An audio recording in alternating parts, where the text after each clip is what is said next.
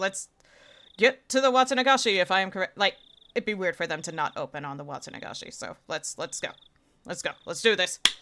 Half an hour in, baby! Oh, I really meant to say things differently. I really didn't want to feel this way. Miscommunication drove in the wedge. Those stuck in apprehension driven to fear. Nobody can stop it now. As cold, hard emotion claws deeply and cruelly at my bared heart. Watanagashi.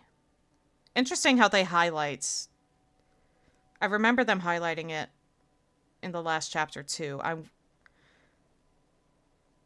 need to No, I missed that one. Can I go back? Hold on, look, bring it back. No, I missed it. Hold on. No. I am reading that. Fuck you. Load it. Hold the fuck up, Rena. Anyway, I want to look at alternate definition, like what those translate into, what those words translate into. It's probably related to whatever is being talked about here. But it's just a fascinating little add-on. I'll look into it later. Watanagashi. At that time, why did I whisper in remorse? But now, those words simply rang hollow. Okay, Rena, as you were saying. Well, it's Keiichi-kun. Good morning. Morning? That looks like the sunset background. Jeez. Rena was ecstatically waving her arms at me, already brimming with energy. What do you mean, good morning? Okay, thank you. I thought it looked like evening. What do you mean, good morning? It's already evening. For me, it'd be a morning, because I do get up when it's evening hours, but not for these folks. Anyway, just say hello or something. But this is the first time I've seen you today, so I think good morning is right. It's right. I got it. Okay, then good morning it is. Good morning, Rena. I grabbed Rena's head and rubbed it with my hand. Okay, thank you for reminding me that the avatars can get, that the portraits can get very close. They're reminding me. I'm getting flashbacks. Anyway. She squirmed, reveling in the motion like a cat. Hey, Mion. Hey, Akei-chan. Sorry about yesterday. I left without telling you. No, it's my fault. Sorry for making you wait so long. Are you talking about setting up for the festival yesterday? How was it, Keiichi-kun? Did you do your job properly? The slight muscle pain throughout my body and my sluggish movements were already obvious. I did great. I'm pretty worn out now, though. I grinned dryly, and the three of us break out into laughter. Where are Satoko and Rika-chan? Are we meeting up with them at the festival? Yep. Rika-chan's actually been there since yesterday because she has such an important job. I think Satoko-chan stayed with her, so they're already at the shrine. Right, I just remembered. Today was Rika-chan's big performance. She'd been practicing especially hard for this day. As her friend, I needed to make sure I went and cheered her on. Alright, let's go right away. Yeah!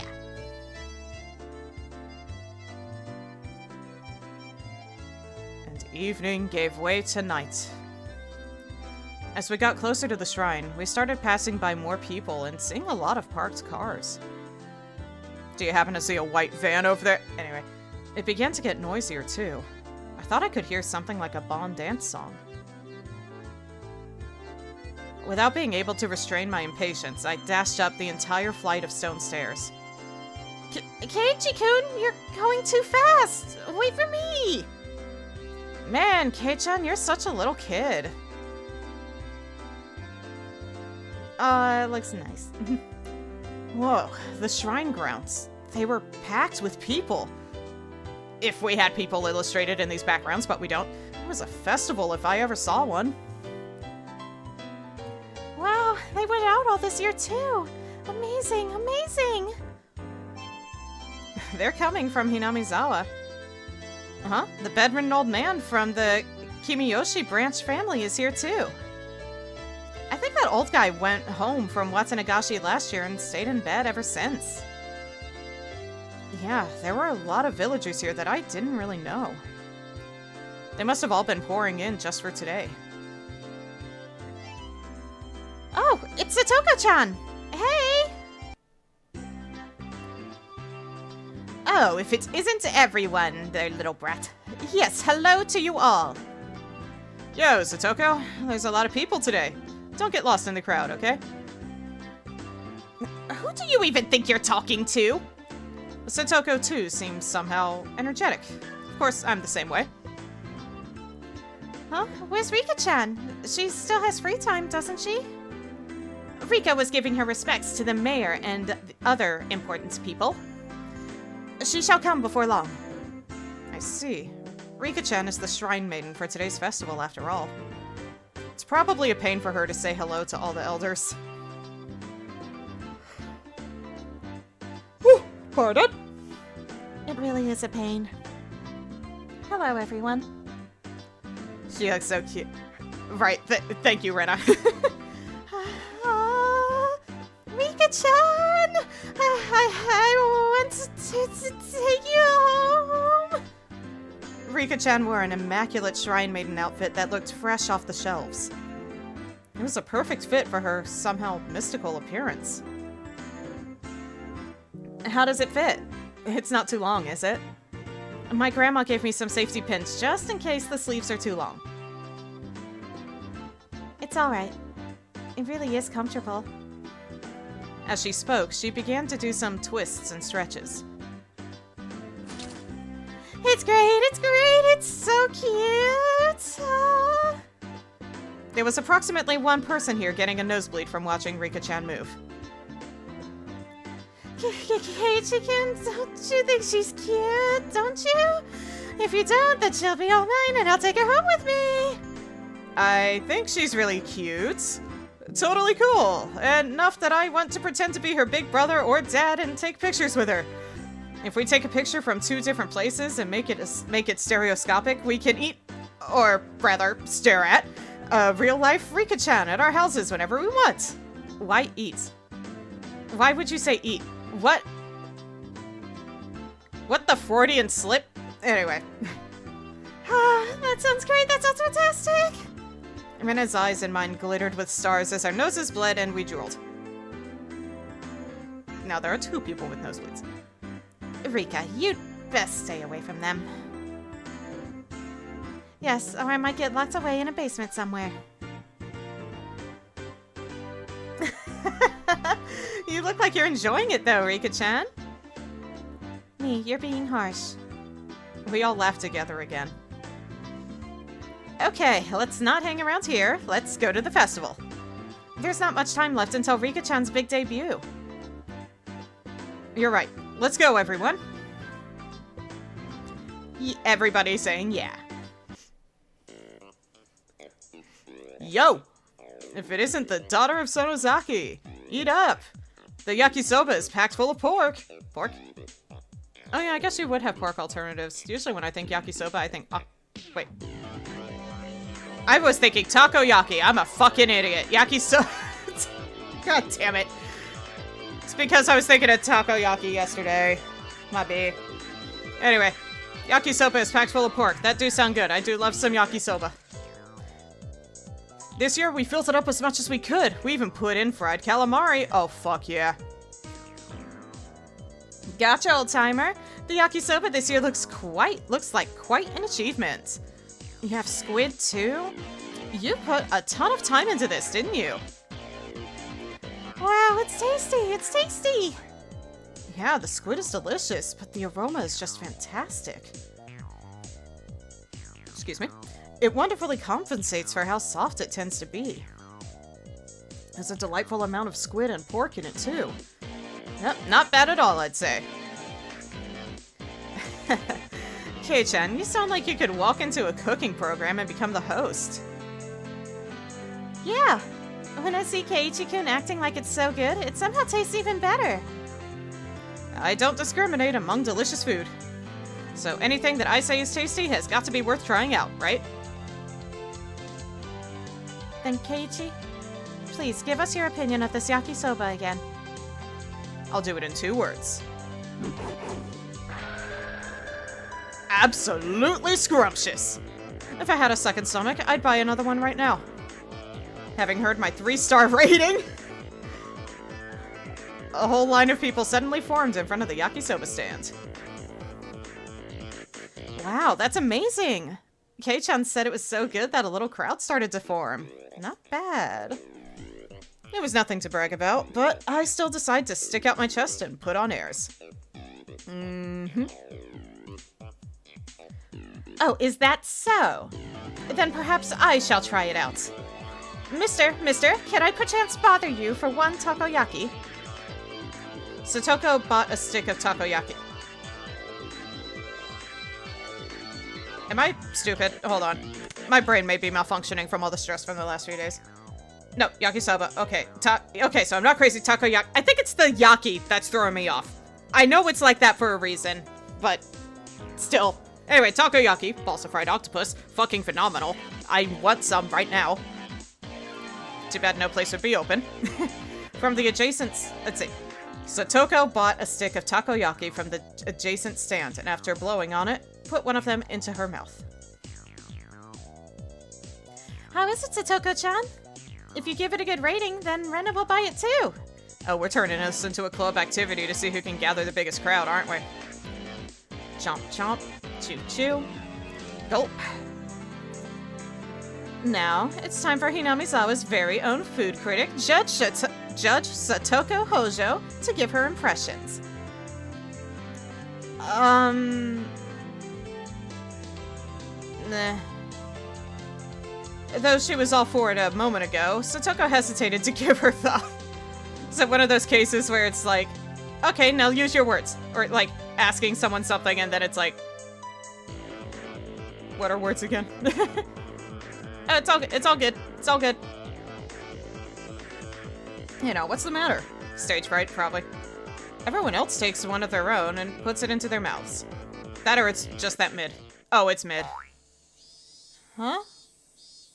Rena got gypped. Gypped? Gypped, probably. Mine's bad too. There's no octopus in— No!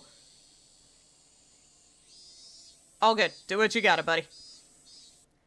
No octopus in it. This takoyaki vendor. Could this be some sort of summer festival only octopus-free takoyaki stands? Then it's not fun, because then it's just a ball of fried batter. An evil takoyaki stand that skimped on the octopus because they figured it would make them good money today.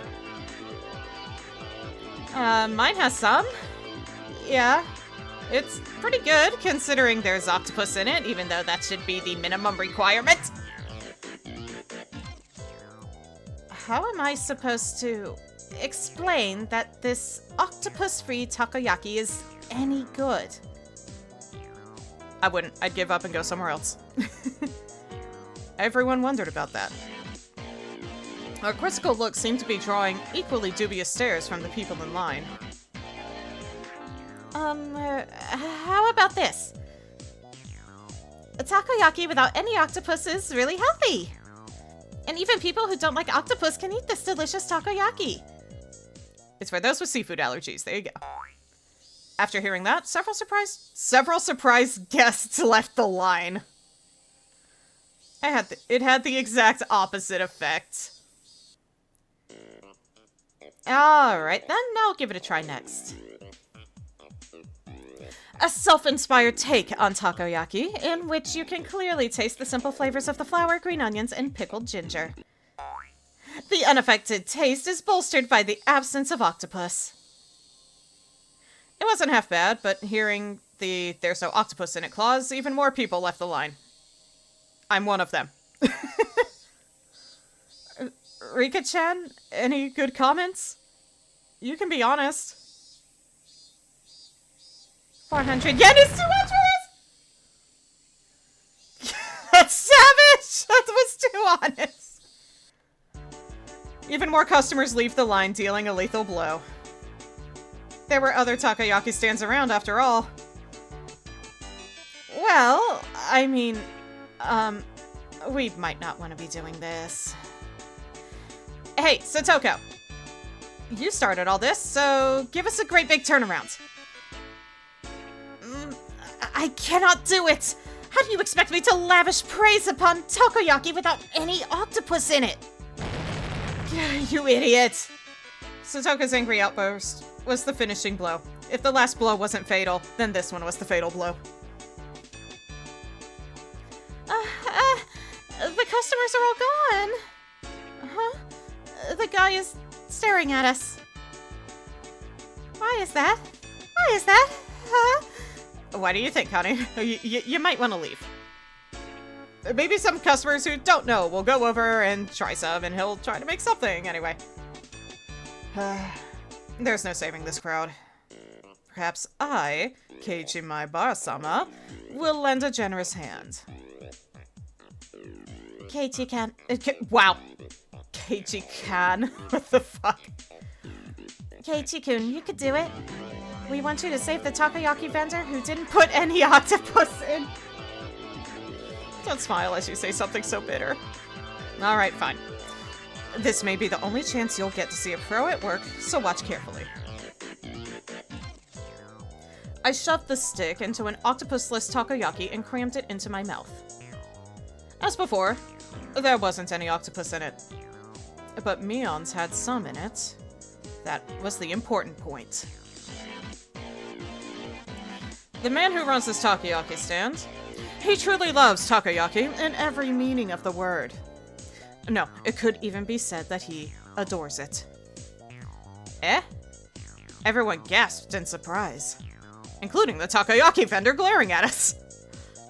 This man truly does love takoyaki, and because he loves it, he doesn't want to create half-hearted random ones.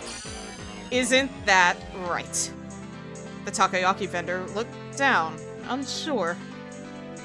Those watching were listening intently, wanting to know why octopus-less takoyaki deserved such a high rating. Keiichi-san, if he really and truly loved takoyaki that much, why did he make takoyaki without octopus at all? Is he not betraying that very takoyaki? You may be right. In one sense, it is a betrayal. However, it's the best possible compromise this man could find. This man is making real takoyaki today, as he always does. However, only one or two of them on each stick are the real ones. Well, you're right. The one I ate had octopus in it. And considering it did actually have it, it didn't taste bad at all, you know? Right. That was a bona fide takoyaki. And as for the other ones, it was the biggest compromise he could make against the biases of the general populace, who all think that there need to be 8 pieces on the stick, or else it's not real takoyaki. Huh? Keiichi-kun, I don't understand what you mean. Why is one of them the real thing and all the other ones are fakes? Why? The secret lies in the octopus. Mister, this octopus. It's true Akashi octopus, isn't it? In recent years, the number of octopuses, sorry, had to, in Akashi has decreased, and their prices have risen drastically. The prices are now so high that you wouldn't think of using them in takoyaki. The man, who had been looking down this whole time, mumbled, "Yeah, that's right. Akashi octopus. It's very expensive." But this man absolutely had to have the Akashi octopus. He could have bought much worse quality octopus for cheaper as much as he wanted, and he would have still been able to fool everyone. There were plenty of other scamming takoyaki vendors who claim theirs is from Akashi, even though they're not. But this man wouldn't accept it. He wouldn't tell lies. Akashi octopus are supreme. He would never relinquish this one stubborn conviction. This man loved takoyaki. That's why he never lied. Yet, there was one point that he absolutely had to compromise on. What might that be? The number. The popular opinion is that a stick of takoyaki should have 8 pieces on it. Even though I usually see them in like a little tray or something like that. I don't think I've ever seen like 8 takoyaki on a stick. I know you kind of like stab them with like a little stick to pick them up, but usually it's on like a boat, or like what they call a boat, or little tray. Anyway, whatever. Anyway, even if it's real Akashi octopus, he couldn't charge 400 yen for just 1 piece, could he? If he didn't have 8 pieces, nobody would buy them. This man wept over it. In order to make just 1 true piece of takoyaki, he wouldn't ever let himself lie through the other 7. Oh, whoa. The octopus-free takoyaki vendor burst into tears. I gently clapped one of his shoulders. No matter what anyone else says, I will never forget how genuine you are. You, sir, are a true vendor of takoyaki. You are the only one in the world with the right to call himself that.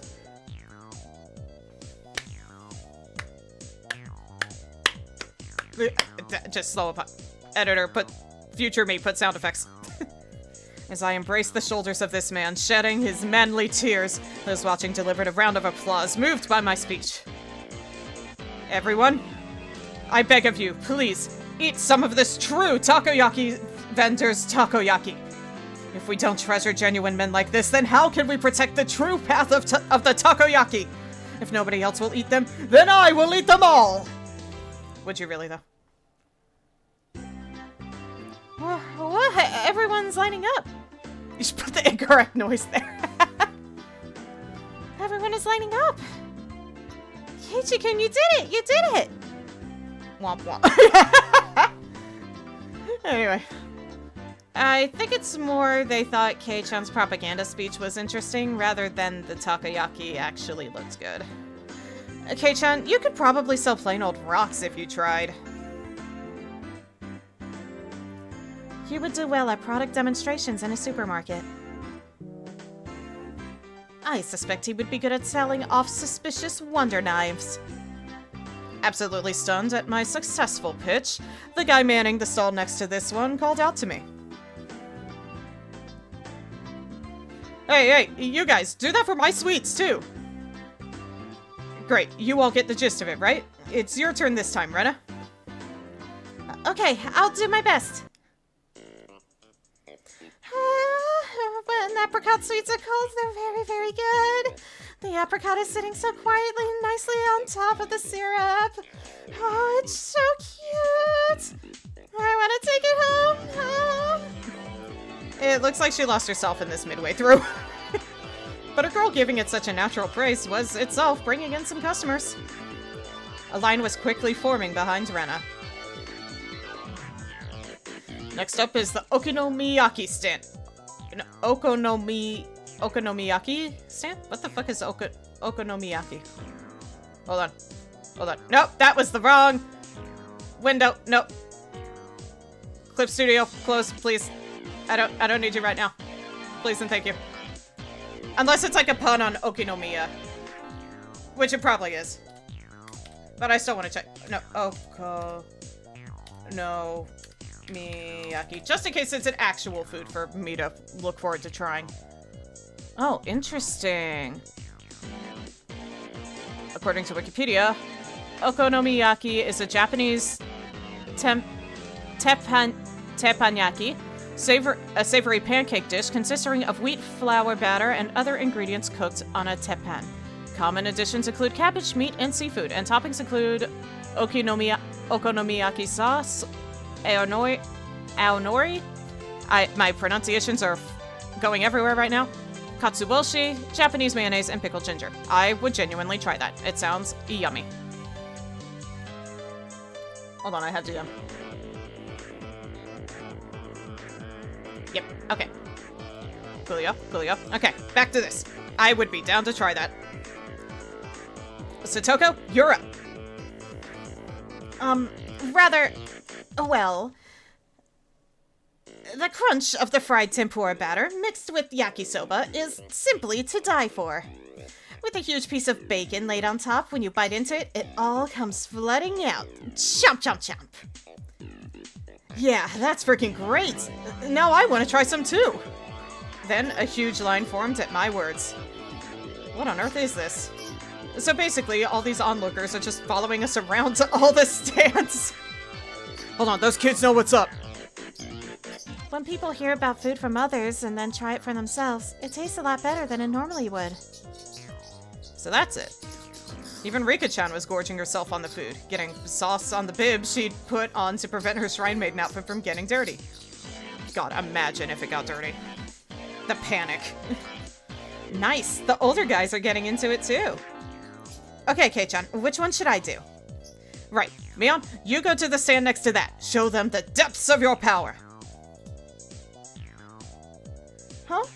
But, K-chan, the stall next to that is...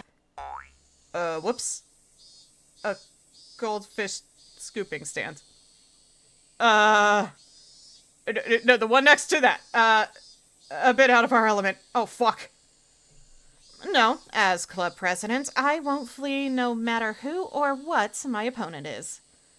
Let's get started. I look forward to a splendid performance, Mion-san.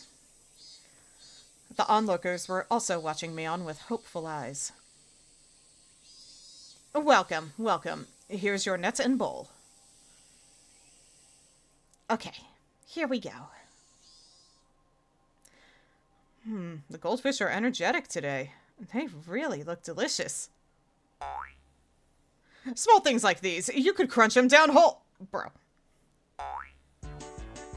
Mutter, mutter. Mion-san, what in the world? Her mouth didn't move. God dang, sorry. Twitch app, why you, the top 10 anime betrayals. But I didn't see Mion's mouth move. I bet Shion is doing it. I bet it's Shion. Anyway, what in the world are you saying? Mi-chan, you eat them? Did you eat the one Rena caught last year too? No, I didn't say anything like that. Mion's face went red, and she shook it vehemently in denial. Well, I mean, you just said so yourself that they really look delicious. I knew it! So what happened to the creepy? I think we're getting back to it. They just wanna make us lower our guards a bit with hijinks. Yes, you did indeed say so. My sister is omnivorous. She eats anything that can go in her mouth. I feel weird saying that. If they taste good, then maybe I'll try one next time. No, Rika-chan, don't! You'll get sick! Wait a second. Hey, what the hell? Shion, how long have you been here? Hey, K-chan, Mion, everyone, good evening. God damn it, Yatsu. Where did you come from, Shion? I've been here since the bit with the yakisoba. Oh, so the whole time. You were all so loud that I found you right away. Jeez. You've got nothing to do with this, do you? Go somewhere else already. Jeez, Mion, don't treat me so cruelly. Right, K-chan? You're okay with me being here, right? No, stop it, you stop! Get out of my face! She asked, grabbing my arm and pushing her chest into it, you master manipulator! I don't need to say what word that was, the sound effect did it nicely. Keiichi-kun, you're a pervert! Your nose is bleeding! When you squish a jelly donut, the jelly comes out, right? It's the same. This isn't something I have any control over. Is that right? Then will more come out if I squeeze harder? Stop. Stop. Shion. I don't want to talk about a minor like this. It's right up against my chest. Drip. Shion, what the heck are you trying to do? How vulgar! I seem to have misjudged you. What about my flat chest? Stop! No! Stop! Stop! Yeah, Shion is real. We found that out last stream. It's like they were having a heart-to-heart, him thinking it was Mion. And then Shion follows him into a store, and then Mion happens to be there, and it's like, hey sis, I'm here to fucking mess with you now. Alright. Anyway, Rika, no, don't. You're too young to start thinking about that. Rika, get out of my face, stop, no! Rika-chan clasps onto my other arm to stop. Don't do this to yourself, honey. Stop, baby girl, please. I am not saying... I'm not reading this. He's having his cute moment. Slap, slap. Thank you. Shion, Rika-chan, and I, our faces now bruised, fell to the ground, limbs sprawled. Nice job, Rena. Everyone's so dirty. Rena punched me. It really hurts. Rika, you get what you deserve. Sheesh. Now that Shion was here, the energy around us had increased by 120%.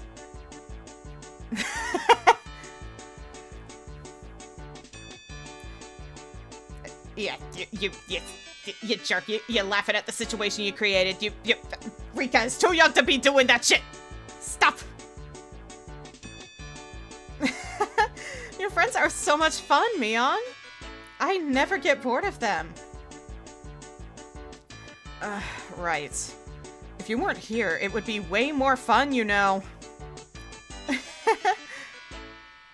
I want to stay with you all, but if I continue seducing Kei-chan, my sister looks like she's going to literally bite my head off. So, I'll retreat for now. I'll be back. See you, Mion. Don't be back! Get the salt! Someone get the salt! Cleansing salt! After teasing her older sister so much, Shion ran away into the crowd of people and disappeared. Fucking tease. I feel that I have borne witness to a rare side of Mion-san. When Mi-chan is with Shi-chan, she looks kinda cute. Rena smiled happily, earning her a whack on the head from Mion. Don't say dumb stuff! Let's get to the next stand already! We went about just like that, really noisy and lively to the other stands. Not the goldfish this time, though. No jokes about eating goldfish. Unless they're the crackers. Anyway, we were paying money towards the beginning, but midway through, the guys running the shops thought we were just too funny, and we ended up being able to fool around without paying much more. Dude, that's fucking rad. Yeah, do it for the kids. Thump. The vigorous sound of a big taiko drum echoed through the air. Rika, it looks like it's time. Yep, looks like it. Right, it's just about time for Rika-chan to appear in the offertory dance. I'm a little nervous. Believe in yourself. All of your all of your sweat will definitely amount to something, Rika-chan. Mion slapped hard on Rika-chan's back. That's right. You'll do fantastic, Rika. I'll do my best. Nipa! Yeah, that's the spirit. I ball my hand into a fist and raise it into the air. We're rooting for you, Rika-chan. Go for it! Yay! Or sorry, go for it! Nipa! Remember? I'm pretty sure that's what it was. Go for it! Nipa! Assuming that's where Nipa would get thrown in. One of the other few things I remember from the anime. What I picked up via osmosis. Anyway, Rika-chan gave the best smile I'd ever seen, then pivoted on her heel and ran off. Okay, we should get going too. Right, let's go cheer her on. You mustn't! You must keep silent during the performance. I got it, jeez. I rubbed a hand through her hair. She was worried about her good friend up to the end. Aw. Then we'd better hurry. All the good spots will be taken. Come on. And then it turns out Shion stole the best spot. Mion ran off, and everyone else followed a moment later. A large amount of people had already clustered into the tight space to watch the edifying dance. Why is it red? Wow, this is a lot of people. I turned around to look at everyone else, but nobody was there.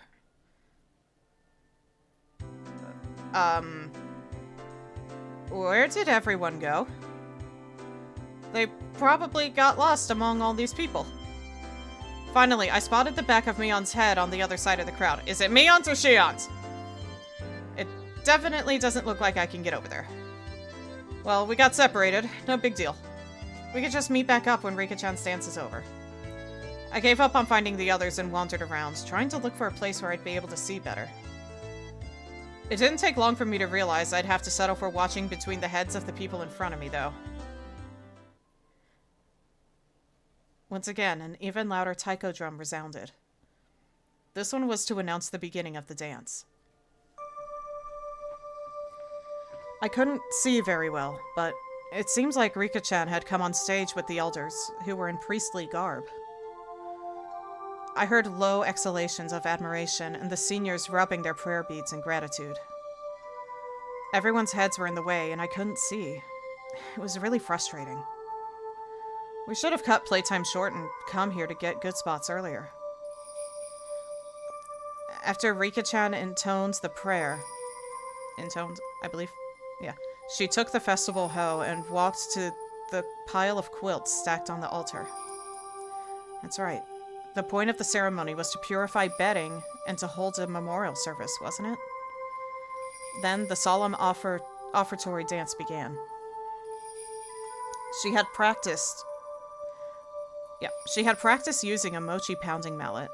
The awkwardly shaped festival hoe Rika-chan held seemed really heavy. Back and forth, up and down. It was doubtlessly difficult to even lift in the air, but she sweated and waved, raised, and dropped it again and again. She couldn't just deal with it and do it grudgingly. As the Shrine Maiden, she needed to retain the dignity and solemnity. Yeah, I think that's how you say it. Anyway, present at this festival. There must be a ton of pressure on Rika-chan's shoulders right now. Damn, why am I cheering her on from a place I can barely see her? I'm her friend, so I should be right up in the best spot rooting for her. Kei-chan, over here. Someone tugged lightly on the back of my shirt collar. It was Shion. She beckoned me outside the crowded ring of people. She had a mischievous grin on her face, and I took it as her saying she knew a good place nobody else knew of. Shion, what's up? Shh. Just be quiet and come with me. After she told me so, she ran in a big detour around the throng. Man, it's great to have someone who knows the lay of the land here at times like this. Impressed though I was, I nearly lost sight of her right away. No more getting separated from me. I ran after her so that I wouldn't be left behind.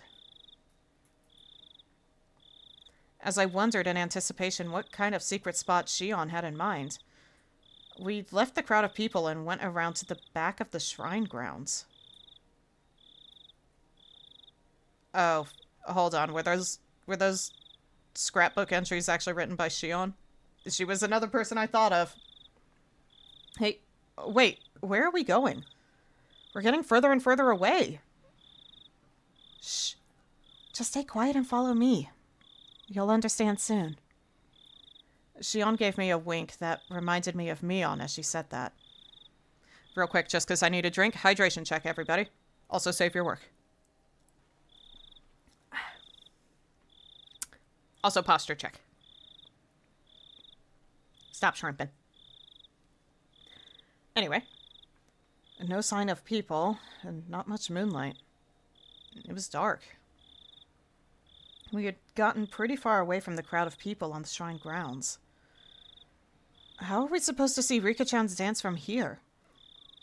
I see. There's some high spot around here, isn't there? Like a rooftop or somewhere we can look down at it, right? What? Why do we have to climb onto the roof? Well, how else are we supposed to see Rika-chan's dance? Did you really want to see Rika-chan's dance? K-chan, could it be that your strike zone is really low? Stop. I don't think we're understanding each other here. Weren't you going to show me somewhere I could see Rika-chan's dance from easily? What? Who made that promise? Yeah, you went and assumed again.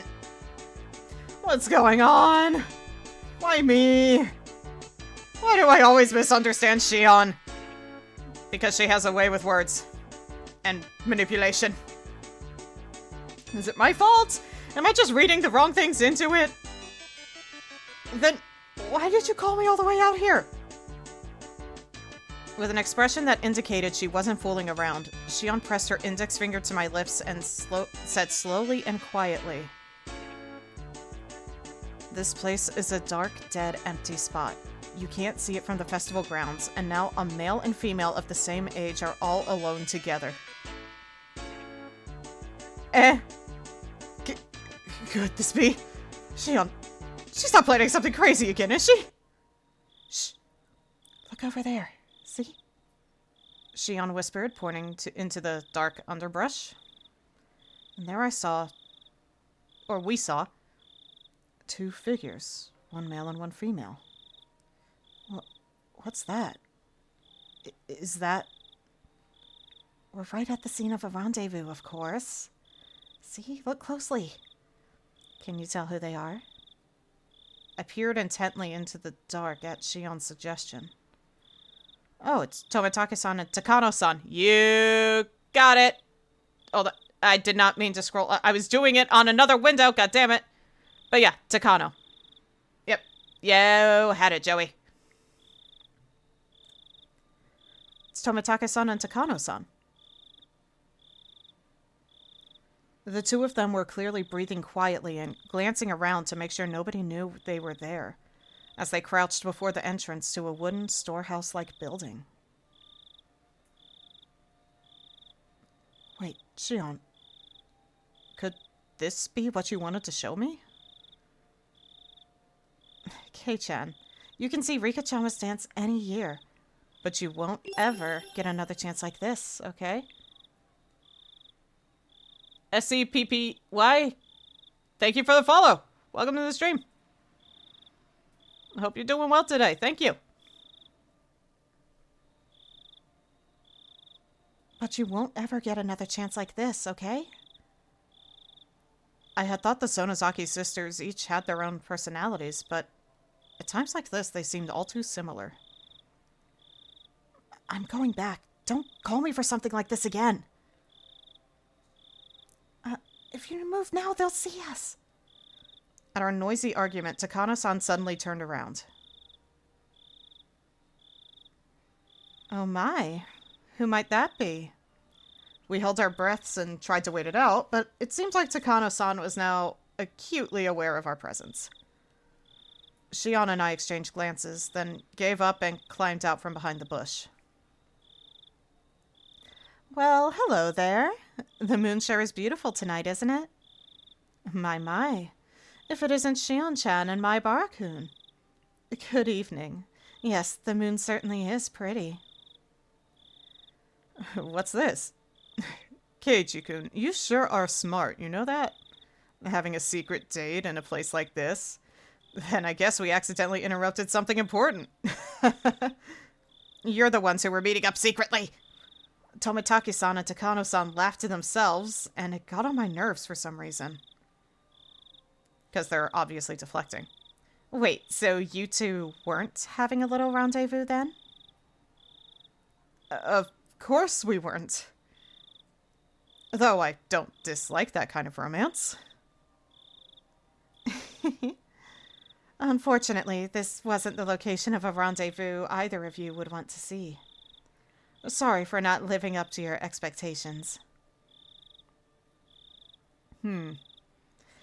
If this wasn't a rendezvous, then what were you doing? Tomitake-san, were you messing around with the padlock on the door just now? Yep. Okay. I'm wondering if my theory was right. Or if not but if not, like, Takano bringing Tomitake with her, but I bet she was the one who made the notes in the tips that we read last time. Anyway, huh? After she said that, I looked at the two of them again, and I definitely saw it. They were hunched in front of a warehouse door, fiddling with a pretty heavy looking padlock. Guess we've been found out, huh? We were trying to break into the warehouse, but don't tell anyone, alright? I can only imagine how the wibbly-wobbly, timey-wimey bullshit is going with this. Like, clearly we're not completely repeating what happened because Tomitake was hanging out with us the entire festival. So I wonder, like, I just wonder what little choices led to this. Or if it's just to keep the story more interesting so it's not like a, you know, constantly repeating the same thing every time thing. I don't know. Anyway. Don't tell anyone? Are you thieves or something? I demanded unthinkingly, just because of how absently Tomitake-san was grinning. Nah, never. Thieves are people who steal things, right? It's not like we were trying to take anything out of here. I see. Then why are you trying to unlock the door? This is the forbidden storehouse for ritual tools. They say only the Furude family and a mere handful of others are allowed in. Forbidden storehouse? I took a few steps back at that and looked on the entire warehouse. It certainly looked like one, built, removed from any signs of people, almost as if in secret. It was filthy, revealing how little it was ever opened. And it was built to be durable, giving it a strange, overpowering impression. Now that I looked at it more closely, it was certainly different than normal warehouses. This place.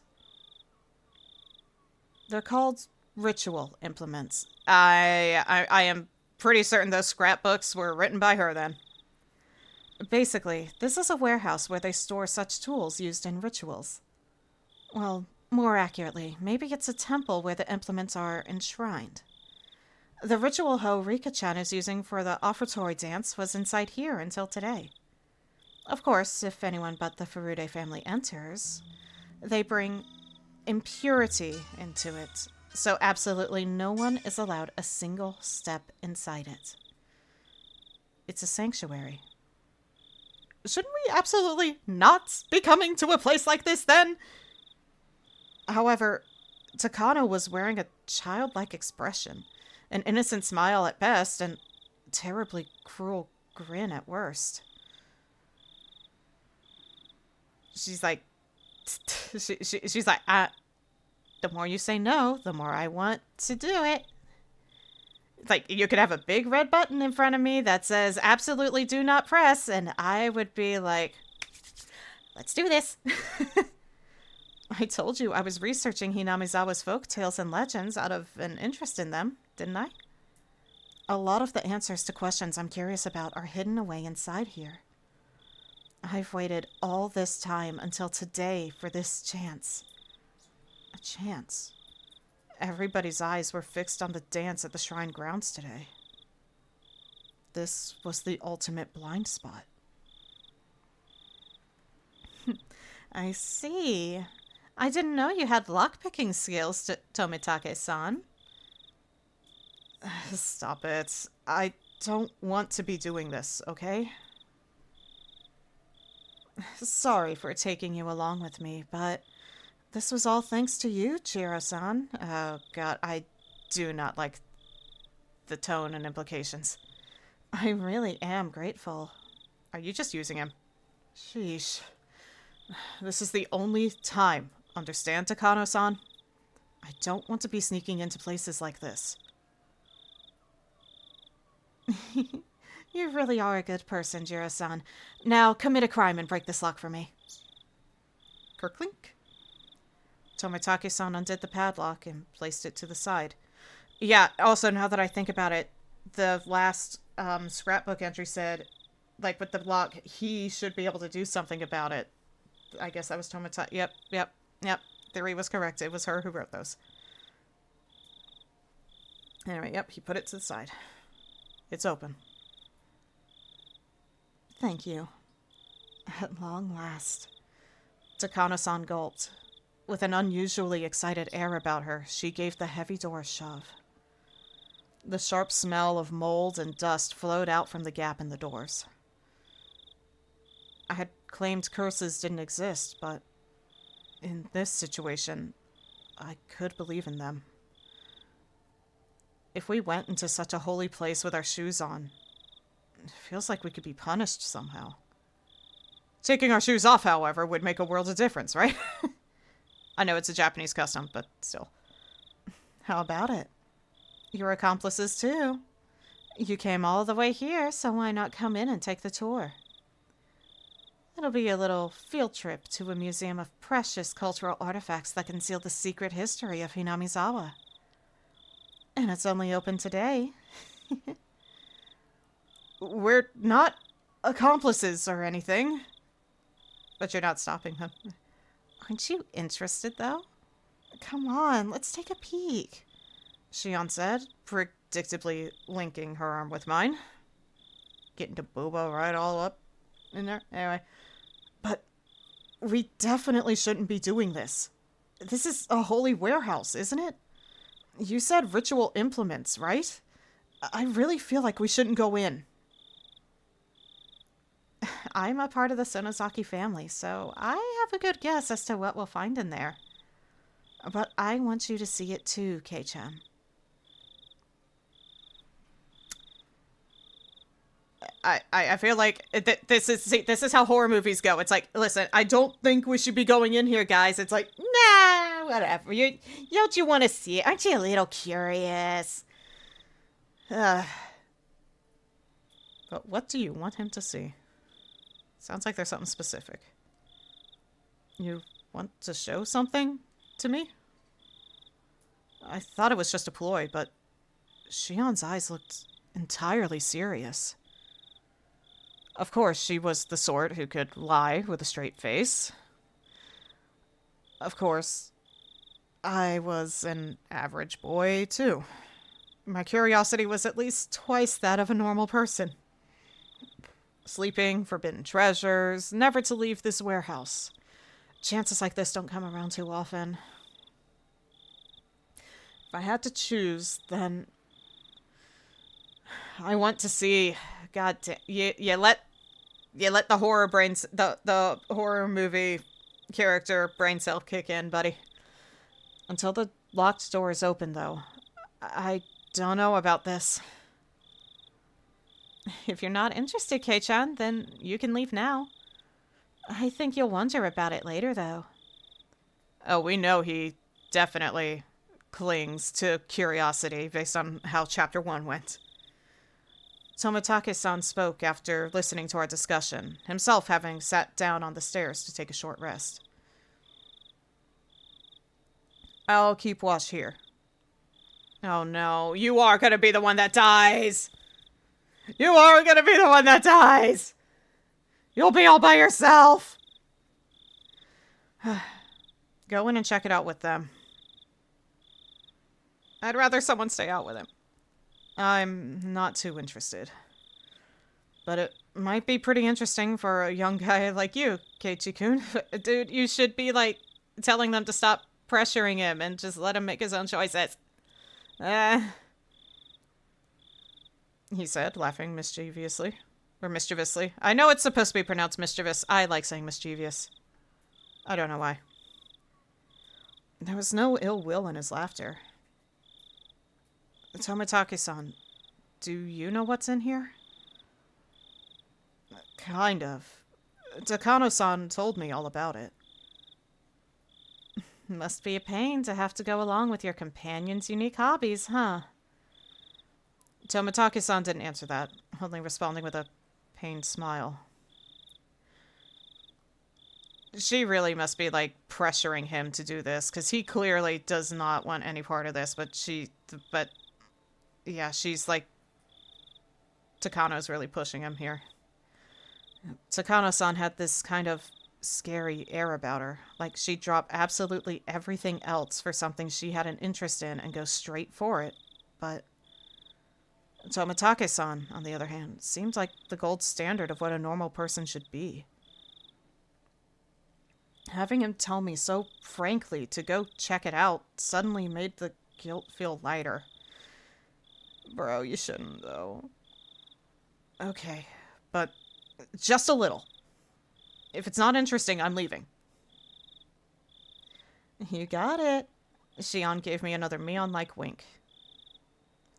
Looks like we're decided. Shall we go inside? Like, for just a little, I would say, okay, just poke your head in and look side to side and then go sit back down with Tomitake-san, because I also don't want you leaving him alone. I fear for the man. Jiro-san, we'll leave this to you.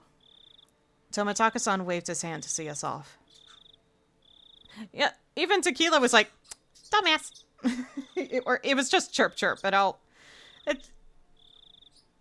the timing for him to say it, it's like, you know something's up, don't you, little buddy? You know something's up. He's like, don't do it, man, don't do it. The inside was pitch black, but Takano-san turned on the battery-powered lantern she'd brought, revealing a pretty cramped front room.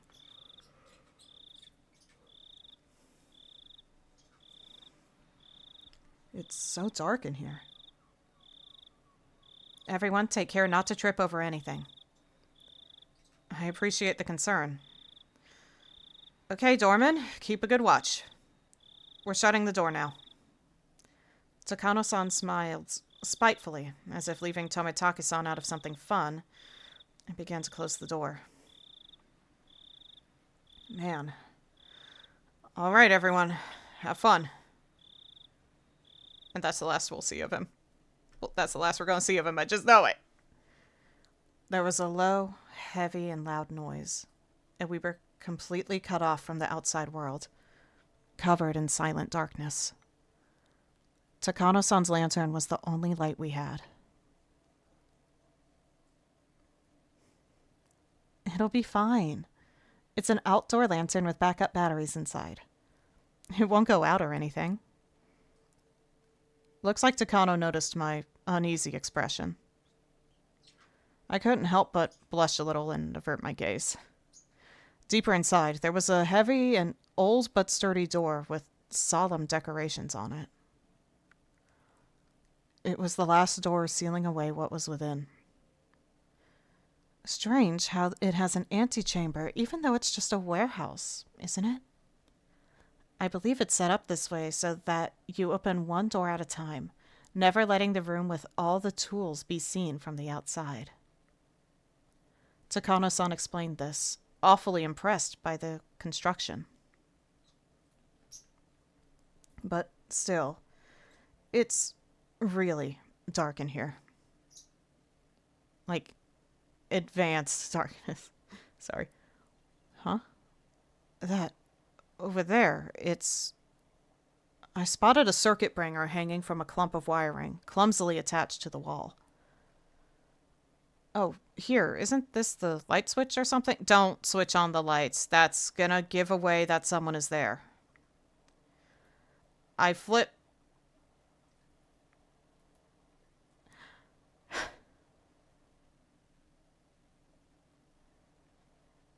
God damn it. I flipped the biggest switch I can find, and with a click, the pitch black room was illuminated by an old bare light bulb. Everyone scrunched up their faces at the sudden strobe-like brightness. Don't! Before she even finished, she unslapped my hand and flipped the switch back. There was another loud click, and the room returned to darkness, with only the lantern for illumination. Ow! You can't, Kei-chan. We snuck in here, remember? If you turn on the light, it might give us away. I'm scolded by Shion fairly harshly. It looked like she was worried about whether someone had seen them from the momentary light. It's all right. It was only for a moment. Takano-san remained a relaxed adult. It seemed like she was confident she could talk her way out if someone did see us. Let's go in. Here we go.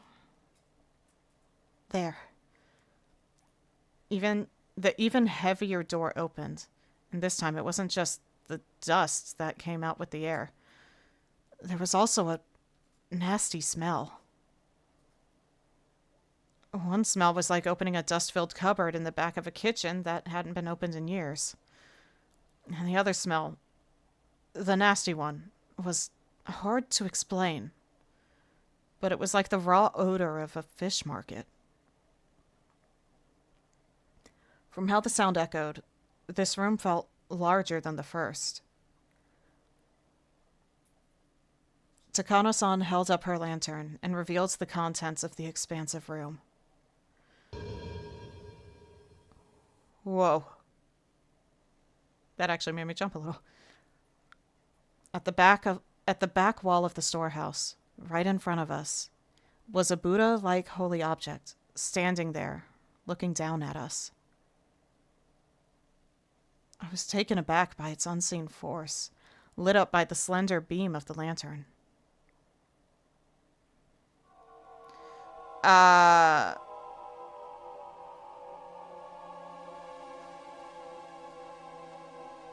Okay.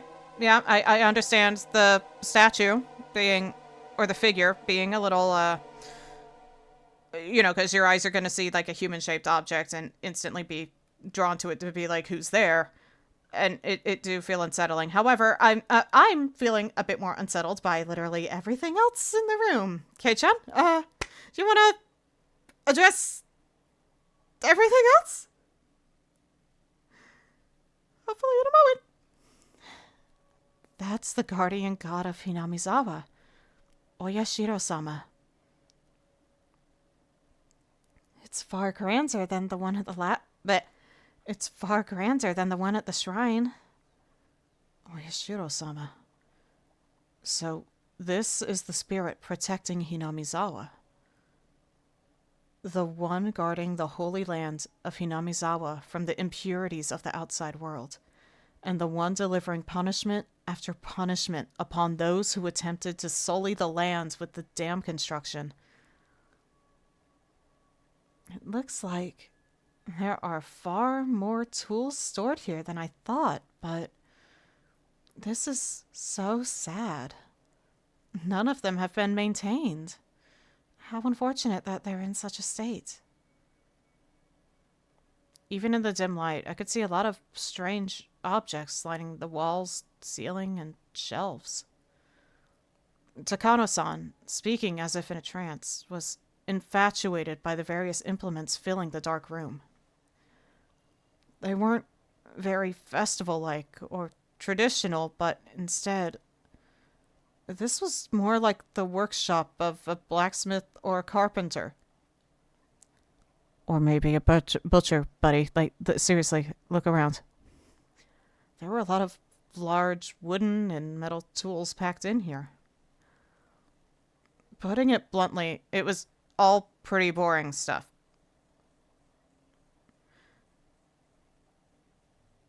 Dude, there is literally, like, a table with a chain and restraints on it. Like, bro, there's cages hanging from the ceiling. There's a lot of spiky shit that I don't even know what it do. There's, again, like a weird human-shaped box that could be part of, like, an Iron Maiden or something. I don't know. There's a lot of concerning shit in here. What do you mean it's fucking boring? Boring is not the word I would use in this situation, Keiji. I'd imagine there would be more artistic things in here from the Heian period, but these are a far cry from being cultural artifacts. If anything, it looks like a medieval torture room. My expression betrayed my dashed hopes, and they caught on right away. Oh. Is this not interesting for you? I'm not into literature or art, so I can look at this stuff, but I really don't understand its value. Buddy. I think your brain is trying to protect you from what you're seeing. Keiichi-kun, you really do look like you don't get it. I guess that's only natural.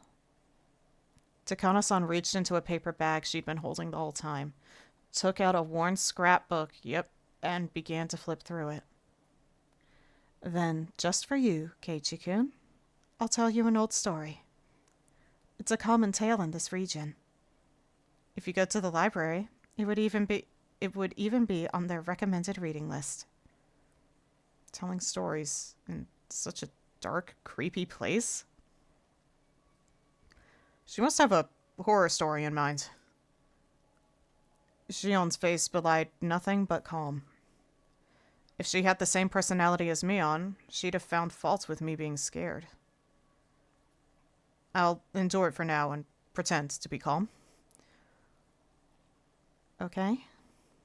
Alright. I'll read it. Let me take some water real quick.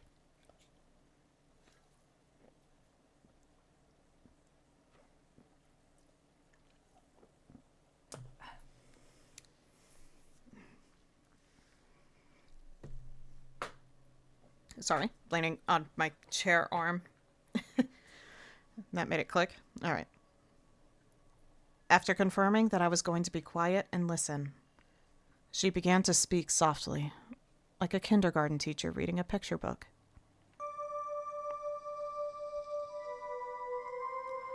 Long, long ago, in a certain village in the mountains, there was a swamp. This swamp was very, very deep. Some even called it bottomless. People said it was connected to hell, the land of demons. The rumors said that it was deeper than the ocean and that anyone it swallowed would sink into the underworld, a bottomless swamp. Its name was Onigafuchi. Wait. I thought back to the story I heard yesterday about the sacrifices sinking in the bottomless swamp. Could that be the swamp she's talking about? Sorry, repositioning, because I kind of strained my shoulder there for a second. There we go. So then the village was Hinamizawa, right? You catch on quickly. That's right. Though it was called Onigafuchi Village at the time. Onigafuchi Village. That's a pretty inauspicious name. It evokes quite the image, doesn't it? I hear that the name was changed in the Meiji period. The name of the swamp connected to hell was called Onigafuchi, which meant the demon's abyss. And the true name of this village, Hinamizawa, was Onigafuchi Village. The villagers belonged to that abyss, or to hell, in other words. They lived their lives worshipping the swamp said to connect to it. But then, one day... Hello? Demons began to appear, one after the other, from deep in the swamp. The villagers feared that hell was overflowing. The demons mercilessly attacked the villagers. They could only watch in fear. They could do no more than hide themselves and tremble. So, did someone exterminate them? Unfortunately, there is no Momotaro or Superman in this fairy tale. Excuse me. Then, did they get the whole village together to fight them? Heavens, no. The villagers weren't nearly strong enough to fight on equal terms with the demons. Then, the only recourse would be to flee the village. They couldn't do that either. To the villagers, it was their beloved homeland. It didn't matter how terrifying the demons, they wouldn't have run away so easily. Then, what did they do? Wouldn't they just get wiped out? Unable to fight and unable to run, all they could do was wait for the village to be destroyed. Then, when everyone had lost hope, their god, Oyashiro-sama, descended unto them. I see. So Oyashiro-sama came down from the sky and beat up all the demons then. You're such a boy, Kei-chan. You always jump straight to using force to resolve things. Shion sighed, a little annoyed. Embarrassed, I held my tongue. The thing about Oyashiro-sama, he wasn't a violent god who would beat them up like you're saying. He was a kind god, filled with love and benevolence. The strength of Oyashiro-sama descended from the heavens. The strength of Oyashiro-sama descended from the heavens couldn't be compared to that of the demons. They didn't even fight. They simply prostrated. No, I'll say prostrated, because the other one's too close to another word that I don't want to say. Just because I don't like where my brain goes. Anyway, they simply prostrated themselves before his radiant authority. Oyashiro-sama urged them to go back to hell from whence they came, but the demons wept and challenged him, saying they could never return. The world of the demons, too, has harsh commandments. They claimed they had been banished from hell. Demons, who didn't have a place to go, neither in hell nor the human world.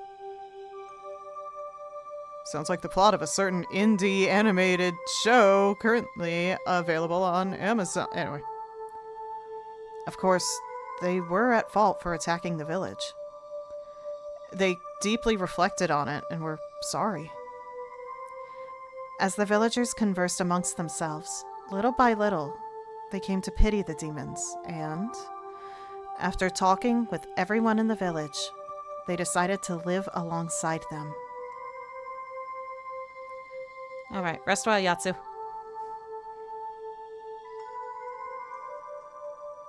A lot of fairy tales have them being exterminated or driven away, but you don't often hear one where they live in peace. You're right. Demons are supposed to symbolize all evils. A story where they decide to live together with humans is certainly strange. A little uplifting, though, when you think about it. Don't entirely turn away from evil. Don't try, because accept that it exists, and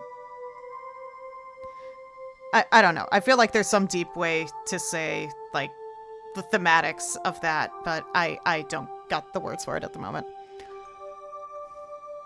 It's a little touching, though.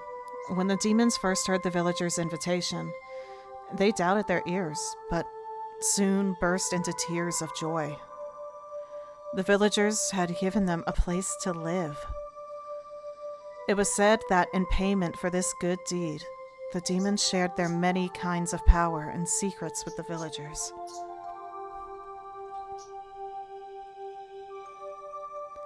Oyashiro-sama was very pleased with this happy exchange. He gave the demons the bodies of humans so that they would be indistinguishable from the villagers.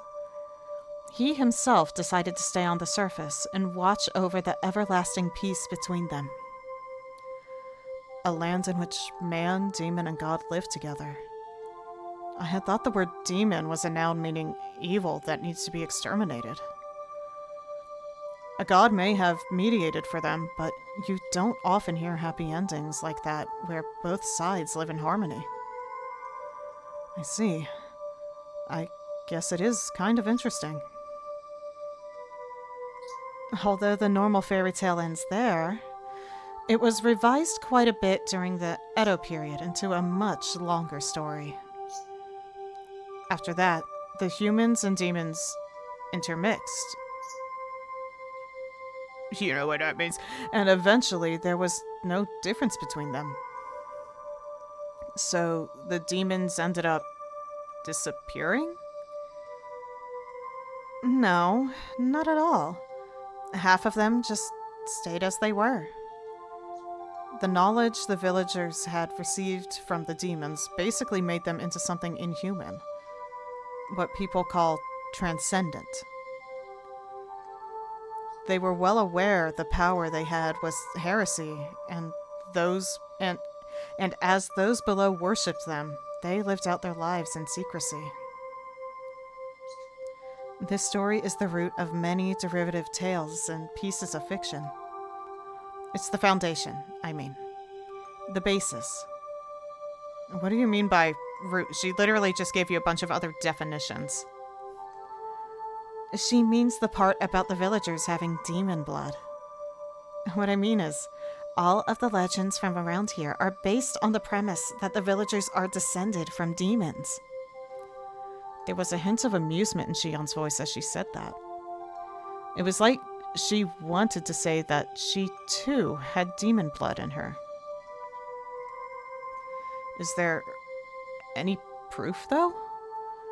Maybe it's somehow rooted in historical fact beyond just fairy tales. Oh? My Barakun, then, do you believe that demons really did come out of the swamp and bred with humans?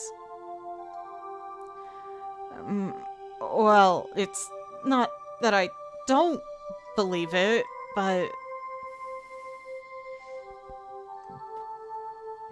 Excuse me? When she said demons, she meant the ones from hell, but... In ancient Japan, the word wasn't necessarily used to denote only that kind, right? The more well-known use involves the drifting foreigner theory. As the story goes, Westerners who were shipwrecked in nearby seas had such markedly different customs that they were called demons. Japanese people were relatively similar in appearance to other Asians, but everything about those from the West was different. Their physiques, their faces, and their skin color. In Japan, terms like red demon and blue demon evoke images especially of Westerners. Interesting. Lacking in skin pigments, Westerners would sunburn easily and turn red. Being fair-skinned, I think blood vessels appearing on their skin would look blue too. A handful of accidental aliens would drift into Japan and came under persecution, being called demons. Fascinating if this is actually fact. I might need to look it up. Anyway, they would flee into the mountains to survive, turn into bandit groups, and attack villages for food and the like. How does that explanation sound? Maybe it's a bit childish. Takano gave me a weird smile when, having come up with such an impromptu hypothesis, I unconsciously followed it up with self-deprecation. Still, she didn't smile as if to make fun of me. It's not ridiculous. There are a lot of people who subscribe to the drifting foreigner theory. Even so, nobody actually knows what happened. Were they groups of foreigners who had turned to banditry, or were they really demons who had come from the bottom of the world? Then, Takano-san, which one do you believe? The truth of the matter aside, I'd rather believe the more fantastic explanation. It's more fun that way, isn't it? Her answer made her sound a wee bit like a romanticist. Here I thought she'd reject unrealistic stories like that. Now then, this is where the fun begins. Takano-san brought an end to her storytelling and waits for a moment, as if to tantalize us. Suddenly, Shion looked around as if something had caught her eye. Her head bobbed to and fro like she was making sure nothing had changed. What's wrong, Shion? I'm sorry. Please, don't worry about it. Shion pretended as though nothing had happened. Takano-san also made sure nothing had happened, then cleared her throat and broached the next subject. I explained that half of the villagers have demon blood. That blood, they actually say that it's the blood of the kind of demon that eats people. Man-eating demons? That escalated quickly. That blood still runs through the villagers' veins. They say that sometimes the blood awakens from its slumber. I thought the fairy tale had a happy ending, with the humans and demons living in peace, but it began to suddenly change into a brutal, bloody story. Well, they eat people. They say that every decade or so, they can't help but want to feast on human flesh. The villagers can't eat other villagers, so when this happens, it is said that they descended on the human villages and conducted onikakushi. What's an onikakushi? Broadly speaking, it's when a demon kidnaps someone, when a person is demoned away. They say that the villagers of Onigafuchi would overwhelm unfortunate human villages in order to kidnap sacrifices. Takano-san's explanation was plain and simple, but when I imagined what it must have been like, it was terrifying. They lose their human reason. The villagers turn into real demons en masse. They attack the villages they loathe in the dirty world of the masses below. And then they kill and eat their sacrifices. So they're no different from demons after all? What did Oyashiro-sama do? Wasn't he supposed to be staying in the village and watching over them? Oyashiro-sama knew about it, of course. Onikakushi isn't indiscriminate. The villagers apparently never kidnapped anyone other than the sacrifices decided upon by their god. In the texts, it's usually 1 or 2 people. A village inhabited by those both human and inhuman. It was like the heartwarming episode's colors had inverted, like negative film, revealing the painful and ugly truth. So on the nights when they stole away villagers, they would feast on their kidnapped sacrifices, which is why the nights came to be known as Watanagashi. Watanagashi. Tonight's festival was Watanagashi. I just couldn't reconcile the fun festival with the horrible tale Takano-san was telling me. Watanagashi, well, wasn't it about giving thanks to the futons we use over the winter or something? Kei-chan, Wata has another meaning, you know? It means entrails. That's fucking nasty. Shion, who had been silent until now, spoke up. Entrails? Oh, yeah, I guess that's true. Like, fish guts. Wait, what? Like a jigsaw puzzle, the fun times I had today and Takano-san's grotesque tale clicked together in my mind. Watanagashi, so... gut spilling. I didn't think saying that could ever feel so nauseating. Yes. It's as you imagine, my Barakun. Right now, the Watanagashi Festival might just be a somewhat early summer festival occurring every June, but it used to be different. It used to be a ghastly, cannibalistic feast held on the night when the villagers had collected their unfortunate dinner. That can't be true. I had no real reason to say that, but I couldn't help it. My Barakun, you said that Watanagashi is a ritual about purifying futons, right? What do you think the futons, filled with cotton, with wata, represent? Futons are futons! They're beds! They're things we're sleeping in! What else could they possibly represent? I was rattling on, desperately attempting to deny the horrible festival that Takano-san was describing. Deep down, however, I found myself understanding all too well what she meant. Futons stuffed with cotton.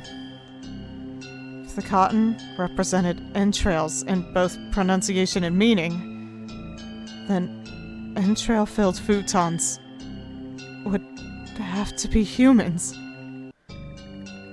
Why don't you think back to the offertory dance Rika-chan performed? Do you know what she was doing up there? No, I don't. I didn't even watch the whole thing anyway. Shion, get the fuck out of my face. Shh. Kei-chan, you're getting too worked up. Shion grabbed one of my ears, reminding me that wasn't somewhere I should raise my voice. Even so, I still can't suppress this agitation I feel. And what the fuck do you mean getting too worked up? You just are saying this festival that was supposed to be for thanks and for fun actually has origins in cannibalism, bro! What the fuck? What do you mean getting too worked up? I know you're just trying to say you need to quiet down a little for that reason, but too worked up is not the way I would say that. Rika-chan was carrying a festival hoe. You've probably realized it already, but that's not a hoe for plowing fields. It's a tool for dissecting human bodies. Oh my god, CG! I didn't see the dance, although... Okay, why does your eye... Hold on.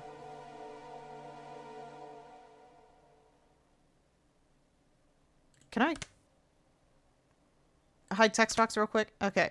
Why does your eye look a little droopy on one side? Or is it just from the one eye being raised? Because like that, it looks a little oddly droopy. Takano, you freaking me out here. Anyway. I didn't see the dance all the way through, so I don't know what kind of performance Rika-chan was putting on after I'd left. When I told this to Takano-san, she kindly explained Rika-chan's dance to me. To summarize what she said, after what I'd seen, Rika-chan would pierce the futons with that hoe, cut them open, pull out the cotton inside. She'd cut the cotton out one bit at a time and set it afloat. That's the kind of ritual it was. Broadly speaking, it was quite the bombastic ceremony, where they'd rip out the guts and throw them into a basin. And then the ritual was over. It's thought that afterwards the villagers, each with a different role, dismantled the flesh piece by piece and feasted upon it. Oh my god, right. Like how they just... the dismemberment... the dismemberment case back from the start of the like back with the dam project, and they and how they said one of the parts was never found. Oh god, I don't like this. Don't laugh. At Takano-san's strangely happy giggle, I felt, for some reason, violent displeasure. No, I'm feeling it too. I'm feeling it too. It's kind of fucked up to be talking about tearing up a body and eating it piece by piece and then giggling. Why couldn't you have just been a true crime fan? Why did you have to do this? Why couldn't you be a true crime wine mom? Anyway. Rika-chan, every day during our lunch break, she'd take a rice-pounding mallet into the schoolyard. And she'd work so hard, sweating bullets, to practice for the offertory dance she had done today.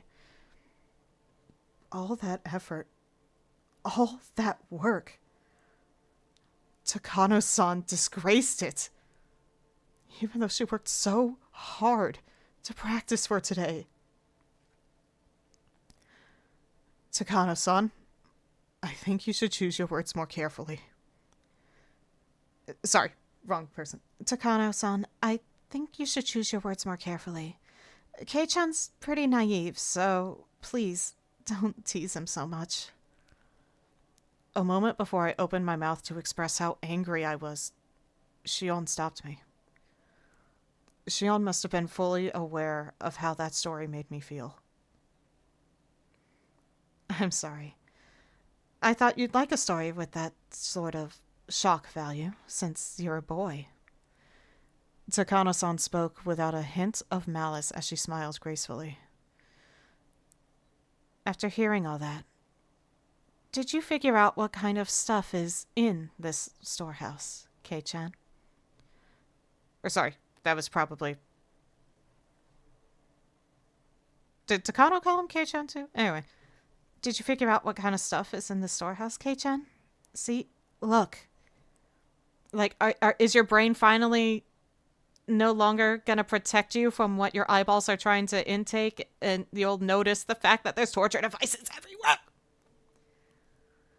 Shion pointed out one of the walls vaguely illuminated by the lantern's light. There was... Mere moments ago, they hadn't held my interest. They were just boring-looking tools lined up on the shelves. All those uninteresting tools that I didn't understand how to use. They all suddenly took on a new meaning, and I couldn't help but let out a groan. At first, they had looked like carpentry tools, like chisels or planes. However, when I thought back, I'd seen pictures of these sorts of tools before. Yeah. They came up in a Japanese history textbook. Yes. On the page introducing the Kaitai Shinsho, or the new text on anatomy. These sorts of things. They're printed realistically in the literature of Germany, capital of the medical world. These aren't carpentry tools. These strangely shaped tools, they're for dissection. Everyone knows that in the Edo period, well, maybe everybody in Japan, but let's see if I know this. Everyone knows that in the Edo period, they would dissect the corpses of those who had been put to death in order to gain knowledge about Western medical techniques. I mean, I understand, like, you know, using bodies in that regard, for anatomy studies. I understand that, but the added context of gaining knowledge about Western medical techniques, that one's interesting. Okay, anyway. Illustrations of the dissection tools they used at the time came up in textbook supplements. The things hung up on this wall all looked exactly the same as those. If you want to scare your way of looking at it, think of them as cooking utensils. Takano, you are very fucked up. Stop. Takano-san, holding the lantern, the only light source in the room, led us along the wall. She had the only light, so I had to walk after her whether I liked it or not. Look. Takano-san eliminated a coiled chain, which left a bigger impression than the other things we saw. The chain itself was nothing unusual, but further... Oh, is it that, hold on, they said it was T? Hold on.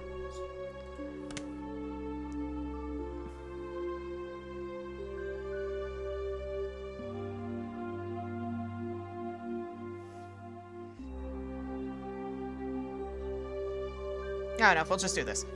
Okay, so like that table, y'all can't see my mouse, but like the table in the back that has the restraints on it, like the most notable thing when you look to the left of the statue, it's got a cage directly over it. Like it's definitely got a lot of fetters and it's got chains and like that weird hole at the bottom. I don't want to know what that part is for. Some sort of torture, though. Anyway. So we're looking at that one that got my attention, huh? The chain itself was nothing unusual, but further along it were metal fetters that were like hinges, clearly meant for binding people. Yeah, that's always surprised why you didn't know. It must have been the light sources at the time, you just didn't see that one at the time, but I don't know, man. It's like, when this is my background,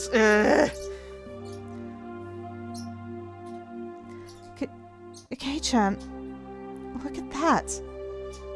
Shion tapped me on the shoulder and pointed to a restraining table that was clearly shaped like a person.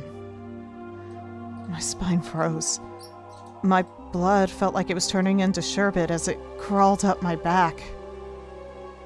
On each of the joints, there were things like chains and iron balls attached. It was like the table was searching for its next sacrifice, ready to spread their arms wide and close them in. It's probably a chopping block. I think you'd strap the sacrifice down to prep them for eating. Oh, sorry, that was probably Takano saying it, even though they didn't illustrate her for some reason. So let me try that again. It's probably a chopping block. I think you'd strap the sacrifice down to prep them for eating. The words chopping block sent a jolt through my body. When I looked more closely, there were many dark slices carved into it, as though from a knife or saw. They were the most clear-cut signs of usage you could ask for. No pun intended. It proved these tools weren't just for show. They were used for their original purpose.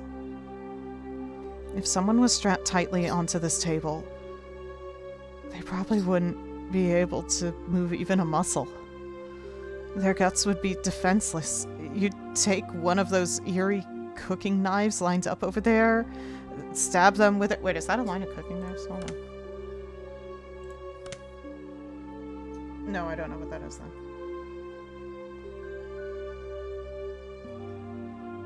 I don't know. Anyway. You take one of those eerie cooking knives lined up over there, stab them with it, and then you slice open their belly and dissect them? I heard the stories, but this is incredible.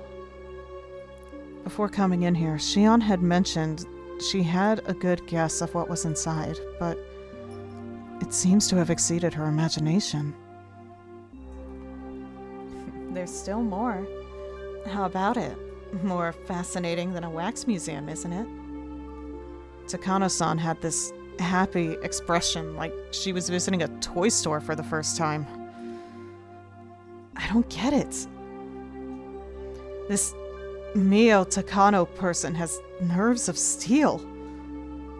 Are these bizarre, grotesque objects that fascinating to her? I, for one, was not enjoying myself. I'll be frank, this was all too weird for me.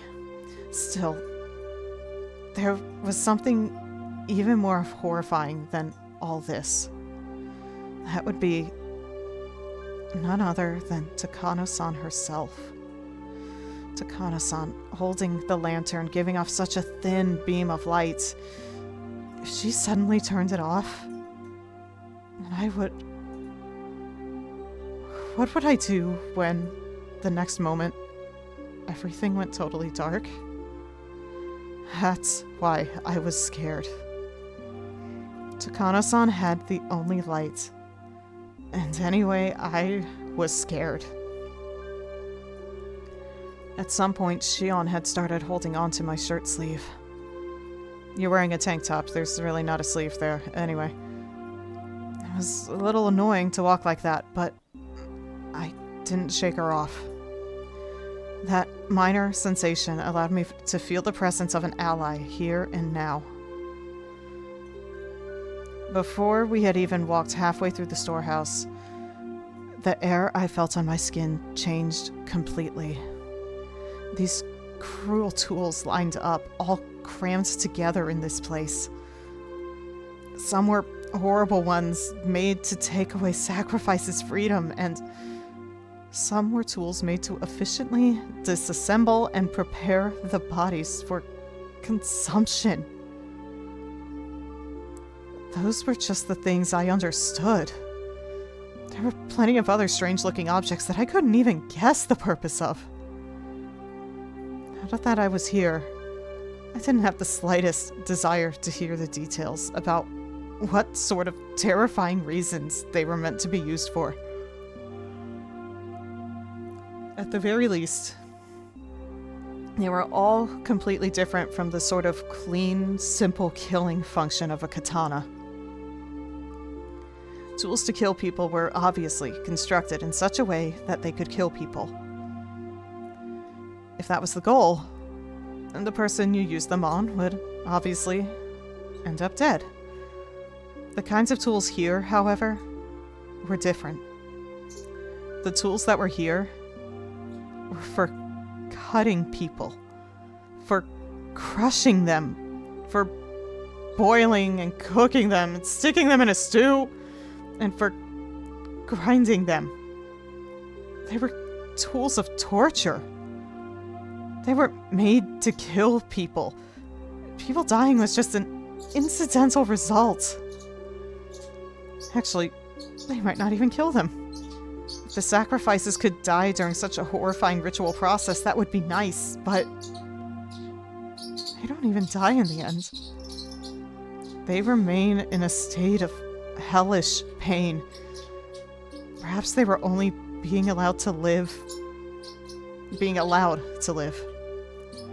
Only now, in this moment, did I fully realize just how terrifying and fearsome that difference was.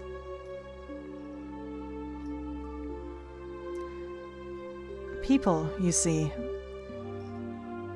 most of these wouldn't kill them if used properly. Takano-san, as if reading my mind, displayed a shocking smile. Burning at the stake, the famous method of execution for witches, will kill the person immediately. When the body suffers extreme burns on the skin all over, the decomposition of the skin's chemical makeup produces poison-like symptoms and causes an immense shock to the victim. Though, I suppose it's still very cruel. Compared to the guillotine, you have to wait far longer for that to happen. She described such horrors in a strangely medical way. She might be an enemy. She's definitely creeping me out. And the fact that they remind you with strangely medical way, with that phrasing, they remind you, this chick is a nurse. And listen, morbid curiosity, like I get morbid curiosity. I do. I get weird curiosities, like true crime. I like people who are obsessed with looking at true crime documentaries and stuff. It's like, I get it. Her fascination is definitely creeping me out.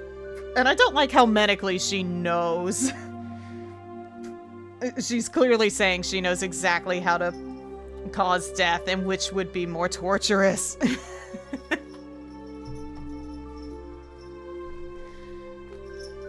God, if I knew this was her obsession and how she was into it, I don't know. She's not harming anyone right now, but the way she's acting got me like, can I get another nurse? Oh, God. She describes such horrors in a strangely medical way. Shion immediately answered the question I had. Takano-san is a nurse. There's a saying that nothing can scare a doctor. I guess it's true. Oh, and also, there was a method of execution in ancient Rome where they would grill the person.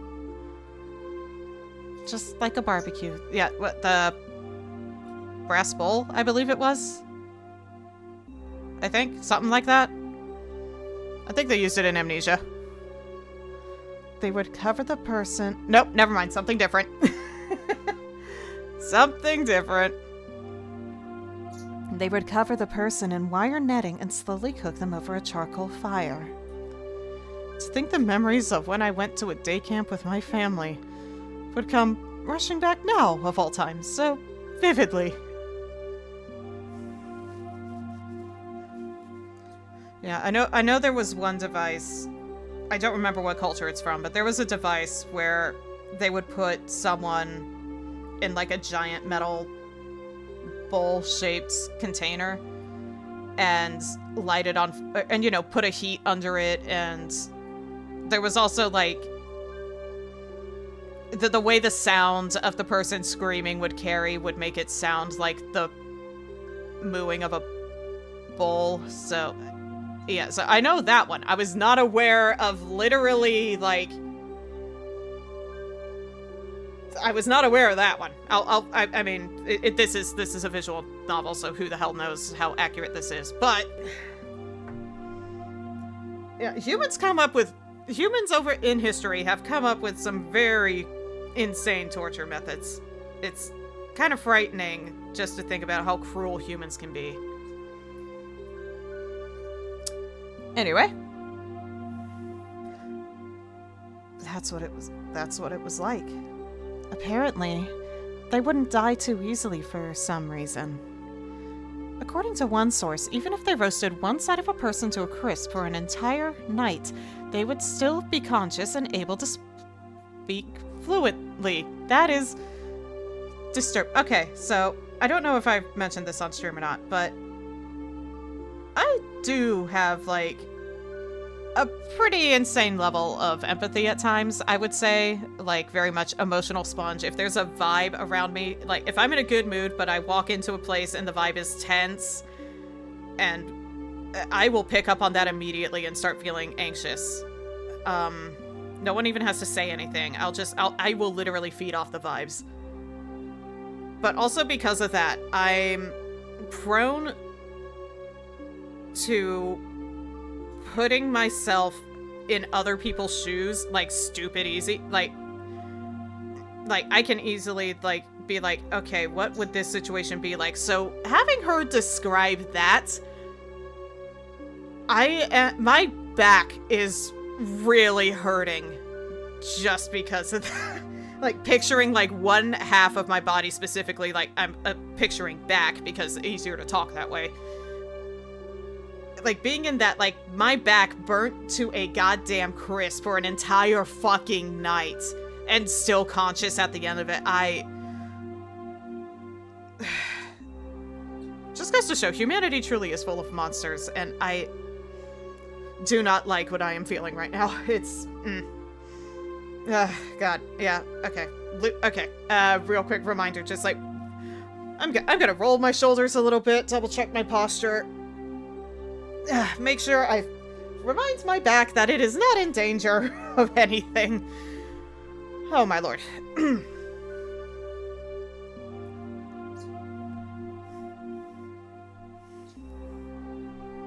It's all good. That's probably for the best right now. That's insane. You'd grill someone the whole day, and they'd still be conscious. I'd rather face the guillotine. That thought scares me, but it's nothing more than being forced to live. It's said that ancient Rome, famous for their executions, thought of plenty of ways to execute someone while having the victim stay alive as long as possible. Among them, there was one method where they would open the guts, pull out all the intestines like sausages, pull them up on a winch, and put them on public display. That is fucking nasty. Shion was behind me, clinging to me. Not just because she was scared. She was protecting her stomach. You would think someone with their intestines pulled out would die instantly, right? Actually, this is like the worst, actually. I'd rather be mansplained to right now. Actually, as long as you do it tenderly and thoroughly, it's apparently possible to pull them all out while the person is still conscious. What's funny is that, not funny, but odd / interesting / curious is that that actually do kind of make sense to me. Like, as long as you don't, like, pierce the organ, it makes sense, because it's not, like, the heart or the lungs that... I don't know. I don't know. I don't know. But I can see the logic in it. And I hate it! I hate it! I felt a sick feeling in my stomach. It was like my organs were coiling up, just from Takano-san's stare. Though pulling them out with a winch was a rather exaggerated method. Yeah, true. I would feel like that's one of the situations where, like, if I were in that torture situation, I would be cursing the resilience of humans at that point. Yes. Yes, Yatsu, I know that feeling all too well. Though pulling them out with a winch was a rather exaggerated method. In a more barbaric way, they might slice open the guts, then cut the intestines out and throw them everywhere. I see what you're doing there, girl.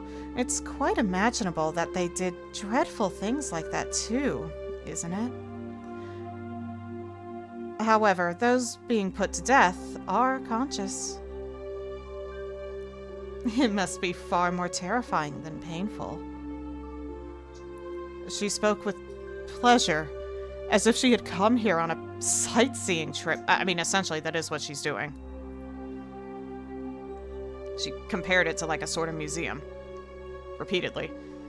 I heard Shion gulping multiple times near my ears. Probably trying to keep the bile down.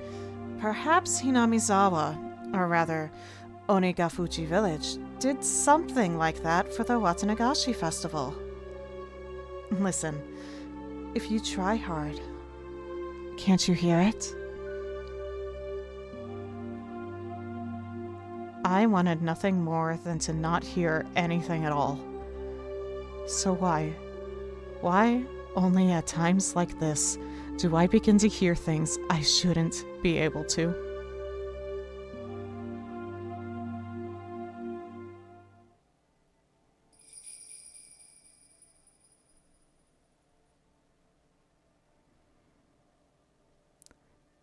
Takano-san, having realized she'd scared Shion and I enough at this point, smiled soothingly.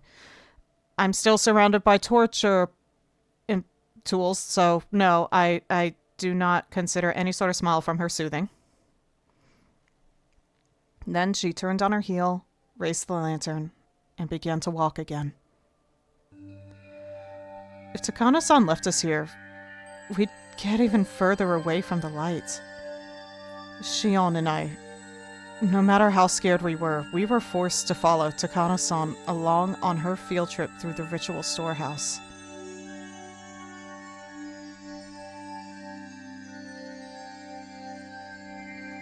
I suppose we've seen a bit of everything. See?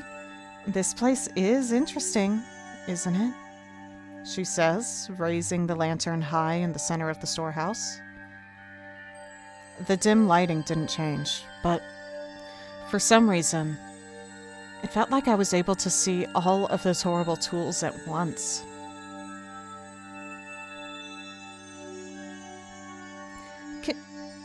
Kei-chan, I don't like you being close to my face right now, Shion. Look up. Shion stammered while grabbing the nape of my neck. Why you gotta make me jump like that, bruh? I couldn't tell because it was so dark, but there were a lot more tools hanging from the ceiling as well. They all looked like they were made of iron bars, but then I figured it out. Cages. Okay, was the background showing us too much at once when they revealed it? Oh, the God's only torture device! Oh, thank goodness! For cages, they were very small. Cramped cages for just for one, like a casket. If you got locked up in there... No, you wouldn't get locked up inside it.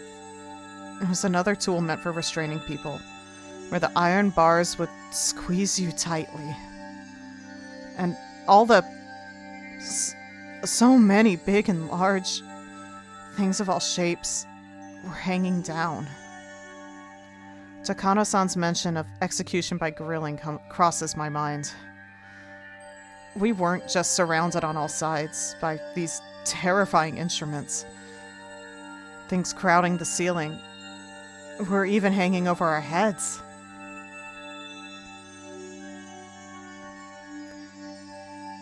There are many of these sorts of bird cages among European torture devices. I'm surprised to see them in Japan as well. Kei-chan? Is there something in there? A person? A mummy? Where? Shion desperately pointed to one of the many human-sized bird cages hanging from the ceiling, but I couldn't tell which one she meant. Being that dark, there wasn't any way you could tell if something was there in the first place. I don't see anything. You sure you're not seeing things?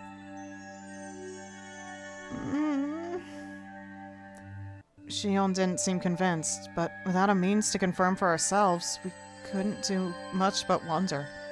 You do have a means to check for yourself.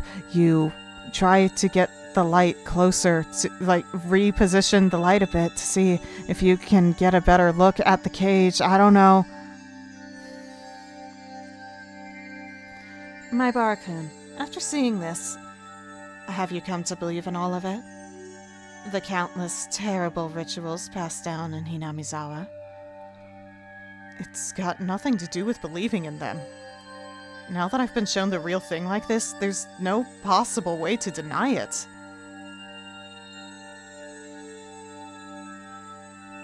Even the nations of Europe, with all their beautiful landscapes and legends, were like a maelstrom during the terrible witch hunts in the Dark Ages. It's well known that the era gave birth to countless gruesome forms of torture and execution. Japan was the same way. Didn't it have its own era of hellscape-like torturous feasts because of religious suppression and things of that nature? Hinamizawa itself had such a period. It had that much history behind it. Even in Europe, land of the witch hunts, that was all far in the past, no more than a series of historical events, and in this age, nothing that abnormal would ever happen. That must apply to Hinamizawa as well. Just as Europe had its dark age, Hinamizawa had one too. That's how this should be taken. Even if these things all really happened in Hinamizawa, they're all long past. They don't have anything to do with the people living in Hinamizawa right now. My Barakun, you really do like this village. It didn't sound like she was making fun of me. Takano-san gave me a light smile. Takano-san, you're researching whether those customs survived into the present. You are, right? Shion suggested something that made my heart leap into my throat. Are you telling me that all these horrible things are still going on even today? What I'm about to tell you is a secret, alright? I told you, Shion-chan, because you're an understanding person, but the other villagers don't want to hear it. If things go awry, I could be ganged up on and punished. Shion flashed a devilish smile as if reveling in the immorality of it. My Barakun, you keep it a secret too, okay? If this gets out, I could suffer Oyashiro-sama's curse or be made into a sacrifice. If it's the curse, then I wonder what kind of death it'll be this year. If it's the sacrifice, then will I be thrown into the Onegafuchi swamp while still alive? It is tonight, you know. The night of Oyashiro-sama's curse. Takano-san said, bringing her face right up close to ours. As if to say that if she had the choice, she'd rather suffer the curse. That was what she seemed to be implying. Takano-san took a fairly worn notebook out of her paper bag. Is it really a paper bag? I don't think it is. Anyway, then began to flip through its pages. There were all sorts of references and newspaper clippings attached to them, and it had all manner of things written inside. The letters were very small and bunched together, so I couldn't tell at a glance what it was about. What I'd really like to do is search through the National Library for newspapers from the era, but here it is.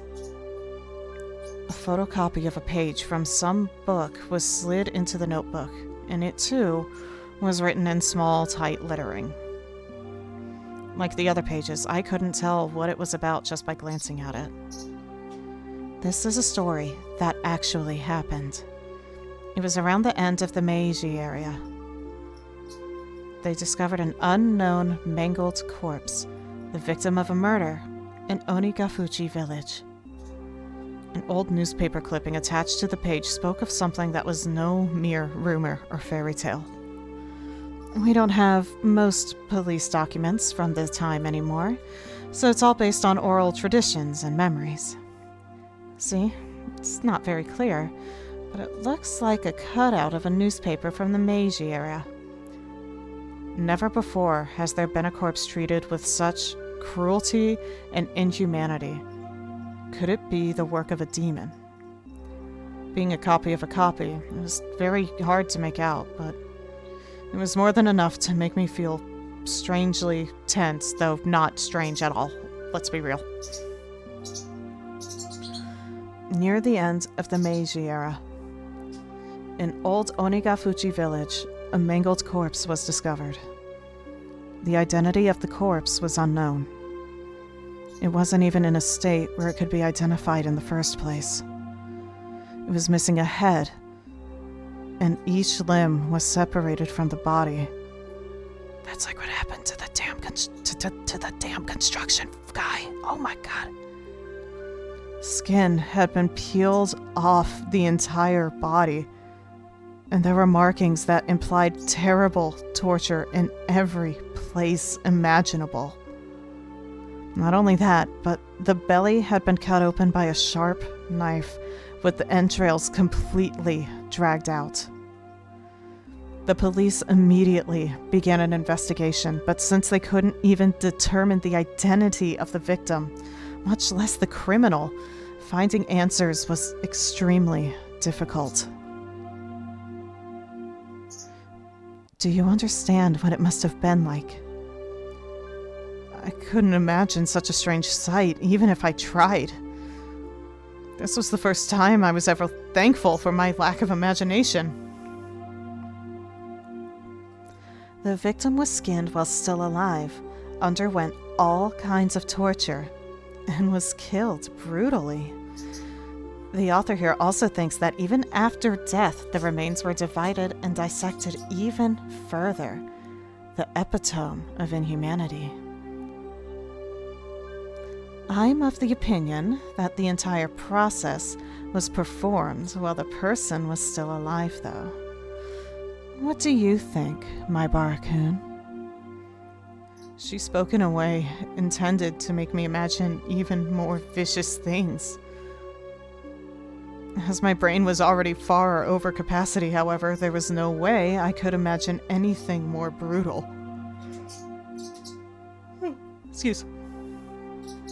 Then when I broke my gaze from Takano-san's, those strangely shaped tools were all around us. I wonder if you could faithfully reproduce the mutilated corpse discovered at the end of the Meiji era with the tools found in this place. I want to deny it. I don't want to admit that something so terrible could have happened at all. Even so, they were so strange, so terrifying, these tools. And as if they had seen through my attempt to escape from them, they did nothing but ridicule me silently. So, that creepy incident, what was it in the end? Sorry, don't know why I keep yawning. I am far from tired or comfortable, so I don't know why the yawns, but anyway. The author says that, regarding Onigafuchi Village's dreadful customs, they've survived into recent post-Meiji days, and that perhaps they lasted until around the beginning of the Showa period. This corpse, at a glance, appeared to have been brutally killed after a period of torture. In actuality, however, it was the pitiful sacrificial remains of the man-eater's terrifying feast. The corpse was just leftovers. It was so fantastic, so strange, that it didn't feel real. Was this an extension of the legends, too? It happened in the Meiji era, though, which is just too recent to be called a legend. Also, there's a newspaper clipping right here suggesting it. Okay, but even if it really happens, it was a long time ago, right? I mean, the Meiji era ended 100 years ago. That's all. Only 100 years ago. Besides, it kept happening even after the beginning of the Showa period. Like with the uproar around the post-war canned flesh incident. Oh, I apologize. That story was taboo, wasn't it? Canned flesh? What? I thought she was going to bring up the damn construction incident, not... What? What the fuck? Takano-san immediately stopped talking, as if worried about Shion. Shion briefly looked somewhat angry, but that expression soon disappeared. Huh? Takano-san, what did you just say? Canned flesh?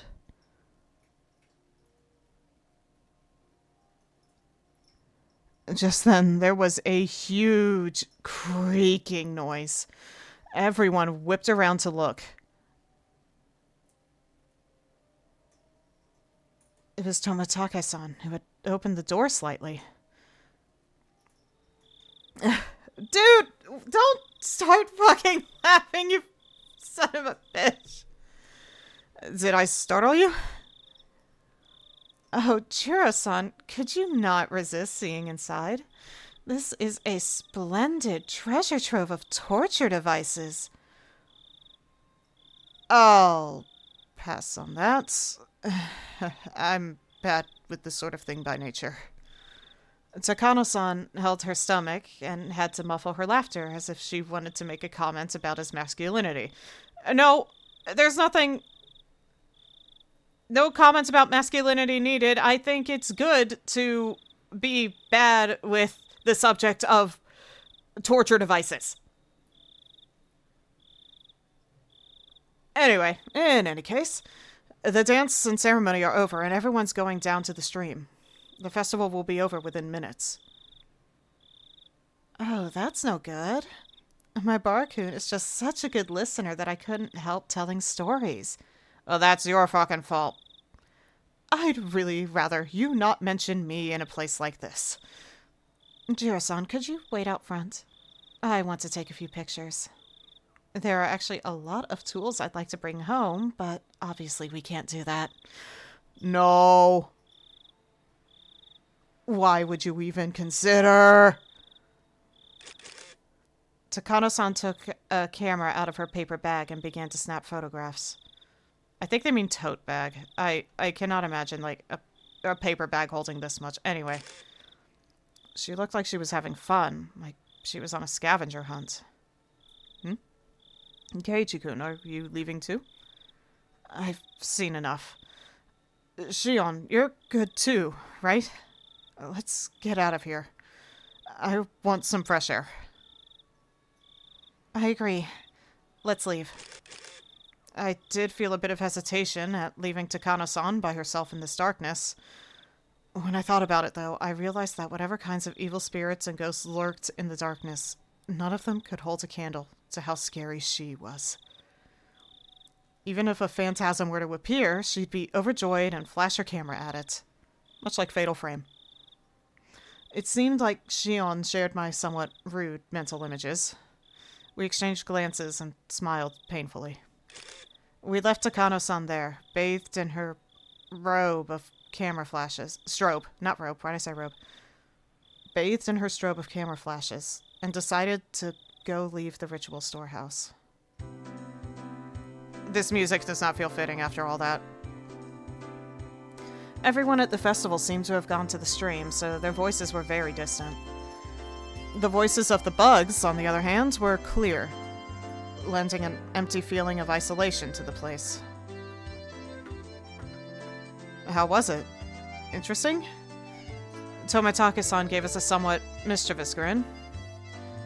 He should have been able to tell by looking at how pale our faces were. I should have kept watch outside with you, Tomitake-san. Don't laugh. Tomitake-san laughed so delightfully that it whipped away our dark feelings. Okay, never mind. It's okay. You can laugh. How did you fare, Shion-chan? Were you scared? I was prepared for it, so I wasn't too afraid, but seeing the real thing was powerful. Shion spoke like she wasn't scared at all. She really had been quite afraid, but seeing as how I was in way worse a state than her, I didn't have much room to talk. As Tomitake-san grinned candidly, my mind, exhausted and locked up by nervousness, began to calm itself. Was Takano-san an adult about this little expedition? You know how she seems like a child sometimes. I was worried she'd be way too excited. Both Shion and I laughed, and left that as our answer. But what kind of laugh? Like a that was so funny. Oh, you know how she is. Or was it like a yeah. I'd hope the latter. Hopefully she was only looking at things. I'm worried she'll sneak something out of there or mess with the ritual implement too much and break it or something. Right, that's quite possible. She is alone in there right now. She might pilfer something small and easily concealed, hiding it in her pocket. Yeah, I can see that. Shion said what I was thinking. You're sure she didn't break anything? I could clearly hear some noises like someone jumping up and down. I was getting pretty nervous. I'm sorry. I ran out of film. Jiro-san, if you have any more, could I use some? Takano-san suddenly appeared while we were talking about her, taking everyone by surprise. Tomitake-san smoothly grinned and responded as if nothing had happened. He's pretty mature. I'm all out of spare film. Sorry about that. Jeez. You won't win any Pulitzer Prizes by not stocking enough film for any occasion, you know. I suppose that's it then. Tomitake-san scratched his head apologetically. Without film, we're done here. Thank the gods. Takano-san seemed to have given up because of that, too. We checked carefully to make sure we hadn't left anything inside, then closed the door and turned to the heavy padlock we'd left beside it. Takano-san, you didn't sneak anything out, right? How rude. I'm trying not to be that childish. You were trying. That was not a definite no. That was not a no. Click. Tomitake set the padlock back to the way it was before. From a cursory glance, it didn't look like thieves had snuck in at all. Not that we were thieves, I hope. Okay, let's get over to the stream ourselves. If we don't at least set some cotton afloat, there won't be any point in coming to the festival. Tomitake-san spoke brightly, urging us all on. Setting cotton afloat down the stream. I shake my head a few times, driving away my dismal thoughts as to the double meaning. Takano-san, looking a little let down, kept turning back to glance at the ritual storehouse. Let's just leave it at that, alright? You saw enough to sate your curiosity, didn't you? Oh, not at all. Everything I found only renewed my interests. All those stories and legends suddenly hold water. After today, I'm going to have to change the way I look at all this. Wow. She's truly indomitable. Her curiosity really is something else. Still interested in all this through and through.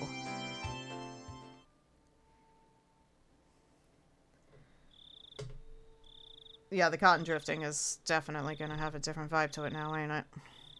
We descended the stone stairs, and all the people crowding the stream came into view. Near the bottom of the stairs, we could clearly see people receiving cotton that had been cut out for them, then wishing upon the cotton and setting it afloat down the stream. The festival was already over. Damn. Missed my chance to photograph the best part of the Watanagashi. Oh, but it's not too late. Why are you standing so close to him? I'm going to go and set some afloat. Perhaps you could take pictures of me? Takano-san, with an impish expression, brought her head to Tomitake-san's shoulder. Despite his age, he looked embarrassed. I felt an honest respect for Tomitake-san, man to man, for dating such a handful of a woman. I still can't help but feel she's, like, manipulating him in some way, but anyway. Goodbye then, my Barakun. Shion-chan. We're going down to the stream. Would you like to come with us? She's just said goodbye, so... Anyway. No. I couldn't get in your way. Please, take your time.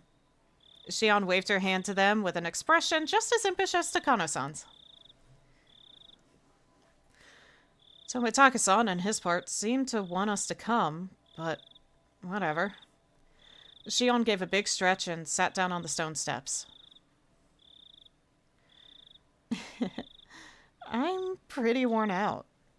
Same here. I'm exhausted too. Kei-chan, this is your first Watanagashi, isn't it? Technically no, but I guess since wibbly wobbly timey-wimey bullshit, it is. So, You go on, don't mind me. I'm tired, so I'd like to stay away from the crowd. Yeah, if we were to go now, we'd barely slip into the end of the cotton drifting ceremony. My sister and your other friends might be looking for you, too. Go on. Oh, yeah, right. They've been by themselves ever since we got separated. I'd feel bad if they were looking for me. Then Shion suddenly got a playful look on her face, then put her index finger to her lips as if telling me to keep this a secret. My sister is the type that gets really jealous. If she knew I was hogging you this whole time, she'd never let me hear the end of it. So keep tonight a secret, okay? Keep tonight a secret. Listen, considering everything else we just did, I don't know if I can keep this entire night a secret, okay? It's not like I'm gonna blab, or that I want to blab, that we broke into and entered a place that we're not supposed to and saw a bunch of torture devices. I'm pretty sure I kind of want to forget that part. However, saying keep tonight a secret feels like she's trying to trying to cover up literally everything that happened, not just the fact that they were hanging out. You know what I mean? Especially seeing some of the other manipulative language she's used. It feels like another one of those. Anybody. Keep tonight a secret. Don't say things that are... Yeah, I knew he would not pick up on the implications. Don't say things that are so embarrassing. Not only because of that, either. Considering what we were doing tonight, we really need to keep it secret. Oyashiro-sama's curse might happen tonight, and we four would be the prime candidates. The loosening threads of tension became taut again. Shion, however, burst out laughing. All right, I'm going to get out of here before I run into my sister. I really am tired, so I don't have the endurance to put up with her anyway. I can't tell if you get along with her or not. We get along. Though as she said that, her vague expression explains that there are a lot of oddities in a relationship between twins. I'm an only child, so I don't really get it. Make sure you get along with her, okay? Right. Thank you kindly for your meddling. Okay, I'm gonna go. You should hurry up if you want to make it, Kei-chan. Watanagashi really is about to end. Shion stood up and brushed the dust off her backside. After watching her do so, I returned my eyes to the final ceremony of the Watanagashi festival below me. Seriously, though, what was that sound, anyway? It was kind of unpleasant and creepy. What sound? Huh? What sounds? Yeah, I remember Takano-san saying, like, do you hear that? And then it was, I thought it was just her being, like, you know, adding to the atmosphere or something. I didn't actually hear a noise. I just heard the chime, which I thought was, like, for flavor or something. Or initially, I was like, it's either folks coming back, or it was, like, if it actually played out for realsies, it was folks coming back and, oops, we're about to be busted, or completely forgotten because we moved on. So I guess it was completely forgotten because we moved on. So, what sound? The sound. You know, the banging noise. Yeah, because also, Tomitake said he heard something that sounded like jumping around. So there's no way we did anything like that. There's no way we could have stomped around, and the door shouldn't have caused any sort of noises like that. And since he felt the need to come and check on us, it must have been, like, continuous. So I don't know. I don't know. The point is, sounds are being mentioned. Sounds without a source, because we certainly did nothing that would equate jumping around. Oh my lord. You know, the banging noise. It was really loud, wasn't it? I was giving her a blank expression, so Shion stared hard at me. I stared hard at her too. Sorry, Shion. Could you give me the short version? What was making noise? Wait, Kei-chan? It didn't bother you? When all's said and done, it was like we were speaking two different languages. Shion, explain to me, without jokes, from the beginning, will you? What's this about a noise? Kei-chan, you quit joking around too. Really, honestly, it didn't bother you? Neither of us was giving any ground. And both of us were staring at each other in disbelief.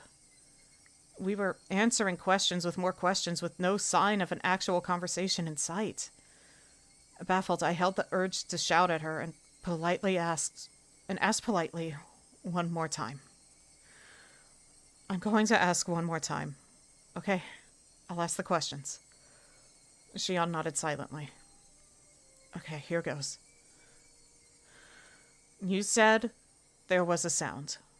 What are you talking about? The banging sound.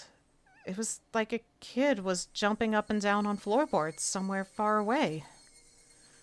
It really didn't bother you?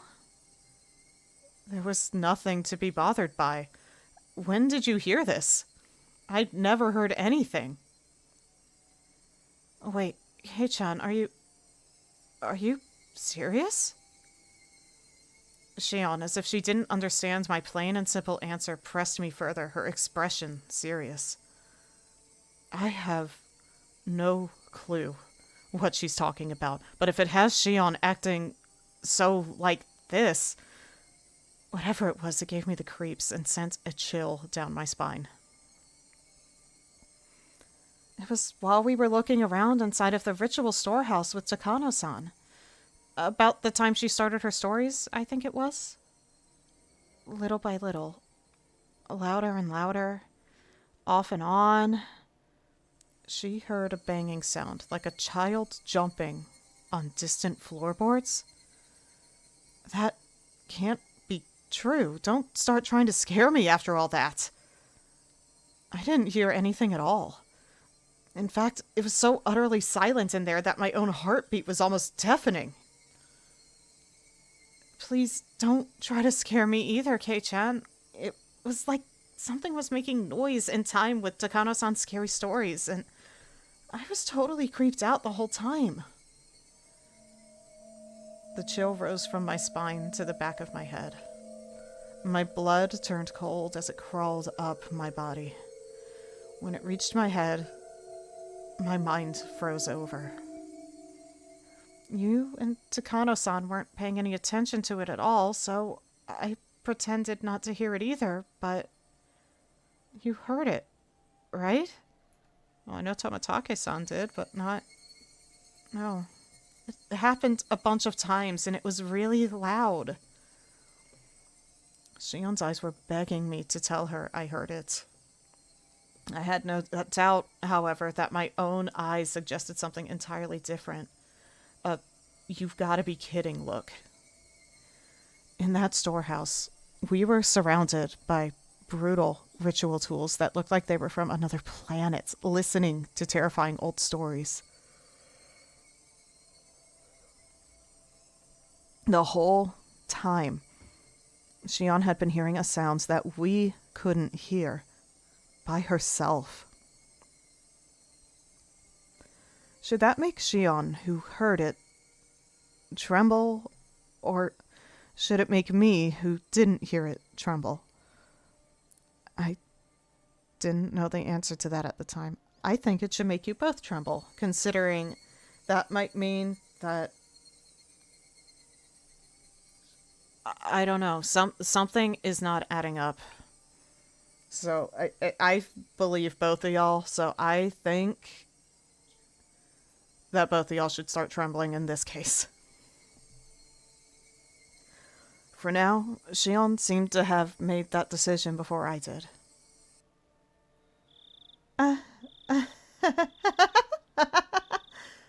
What are you laughing about? I really got you, Kei-chan. No, you didn't. You didn't. If you are thinking of trying to brush it off on me, like, oh, no, okay, let me act like there really was no sound. Unfortunately, I perceived the fact that Tomitake-san said he heard a sound with a very similar description, like jumping around. So that tells me that you absolutely heard something, and yet clearly I, from my perspective, my brain, Keiichi's brain, either blocked it out or he actually did not hear it, which is a very terrifying implication about what the fuck is going on. Like, it only wanted certain things to hear it. So no, don't you do this to me, okay? Don't do this. We need to be serious here. Unless this is a self-defense mechanism for your brain and it's like, okay, maybe I am just going crazy. I don't know. Regardless, Tomitake-san said the same thing, so I'm willing to believe you actually heard shit. Okay. Can't fool me. Can't put the cotton over my eyes. Anyway. I was fibbing the whole time. What? Don't believe her, Kei-chan. Don't believe her. Shion laughed, saying how easily scared I was, and clapped me on the back. I don't believe it. Her smile seemed somehow artificial. It is. And actually made me feel worse. It should.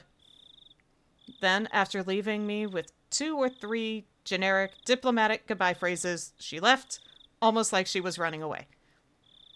Yep, that's probably what she's doing. She's like, oh, I do not like the implications of the fact that I was the one, I heard it. And he definitely did not. I'm gonna go home where it's safe and get the fuck out of here. Bye! That's totally what she's probably doing. All I could do was look after her, my mouth agape. At the end of the day, I didn't have a clue what was going on. You probably also missed the cotton ceremony part. Shion laughed it off and said she had been lying, but she couldn't possibly have been lying. Of course not.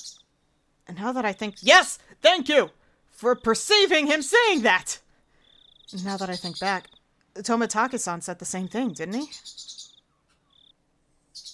I could clearly hear some noises like someone jumping up and down.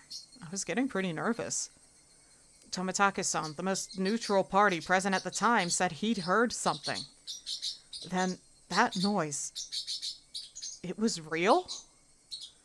The banging sounds as though a child was jumping up and down on some kind of floorboards far away. Oishiro-sama's curse, which happens every year, might happen again tonight. The most plausible victim candidates were Takano-san, Tomitake-san, Shion, and me. The bustling of the people sounded further away than I would have liked, and the sounds of the insects sounded too close for comfort. I'm near so much human warmth, and yet I can't ever go back there again. That was the ominous idea that sprouted in my mind. Then, all of a sudden, I was pounced on from behind, causing my heart to lurch. Hey, Rika. Keiichi, we found you. It was Rika-chan. When I turned around, Mion and Rena were there too. We finally found you! Now we just need to find Satoko. Oh god, where's Satoko? Everyone got split up this year. We should make sure we have somewhere to meet up afterwards next year. How? Oh god, oh god, oh god. I don't like where my brain just went. Hold up, hold.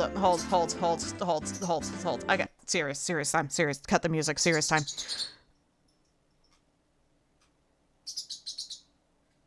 So Satoko is also nowhere to be found, supposedly. This could all just be coincidence, but I'm laying it out. Everyone got split up. They found Keiichi. They did not find Satoko. There were sounds like a child jumping up and down, like a banging sound. Shion thought she saw something in one of the cages that was super small. Not the object, but the cages themselves were small. Granted, maybe that was just her trying to fuck with us, but I don't know. I swear to God, if something happens to Satoko, and she was, like, banging around trying to call for help. Oh my God, I don't want that to be the case. I don't like that my mind was like, Satoko's a child. The sounds were being compared to a child jumping up and down on floorboards. Oh God.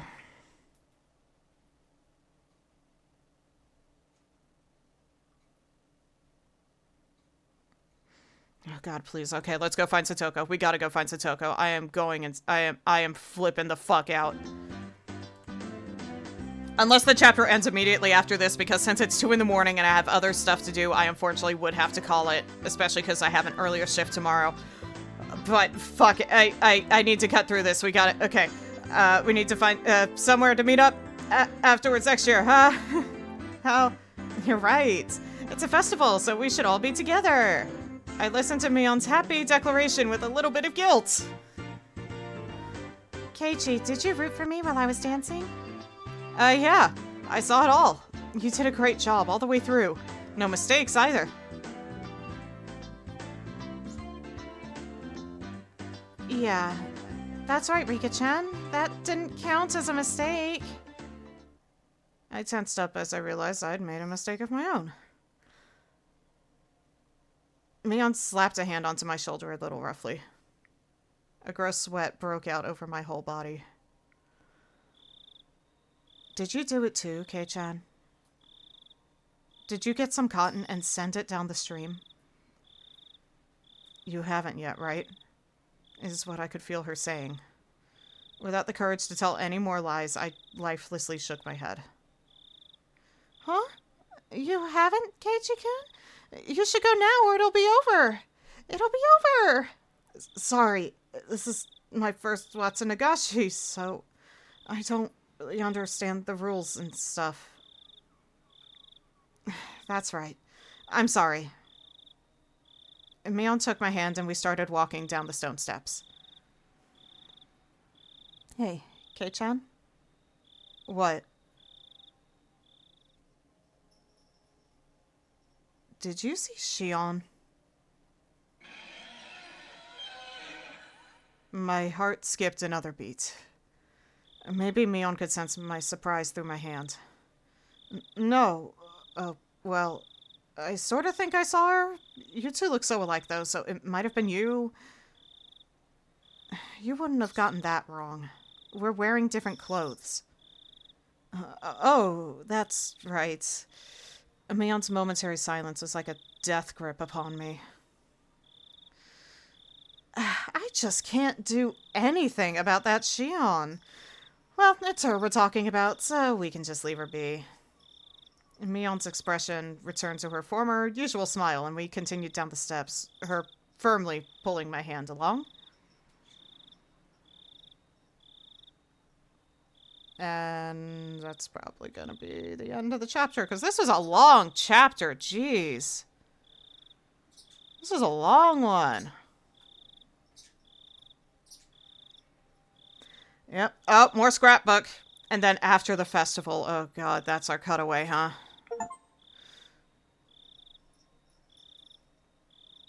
Plumbing to the depths. Discover what's in the warehouse. It's a picture of a hoe. The tool. Okay, let's look at the new tips. And I will unfortunately have to call it after this because I have stuff to do. I do want to get this wrapped up. I do want to see if I can finish the chapter soon. So hopefully, if I have another day off, I'll try to read as much as I can. This chapter was just seriously, normally, like, with this much time, we can get through one or, like, 2 or 3. This was just 1. Granted, the Watanagashi is always a big fucking deal. Like, same with chapter 1, there was a lot of stuff. And now, again, there's a lot of stuff. So, let's look and see what else Takano has in her goddamn scrapbook. Alright. Watanagashi. The rite of Watanagashi is performed during a village festival every June, even now. But reading back to its origin turns up a seriously sanguine ceremony. Originally, Watanagashi would happen at certain intervals, and after receiving Oyashiro-sama's trust, they chose a sacrifice. Then, the entire village would kidnap, aka demon away, the person and ceremonially dissect and devour them in a feast. The rules that determines the intervals are shrouded in mystery. This is because the ceremonies occurred extremely irregularly. There's a theory that it was determined based on astrological fortune-telling, but it isn't too convincing. The residents of ancient Onegafuchi village firmly believed that they were half-man, half-demon transcendents, and that they were more valuable than humans were, and they forced people within and without to accept that. Perhaps the act of kidnapping and eating people was done to prove that they were higher up on the food chain. This is just a hypothesis, but maybe the rite of Watanagashi was a political event for the purpose of being an outlet for, or outright diverting the attention of, the villagers of the isolated Onegafuchi village.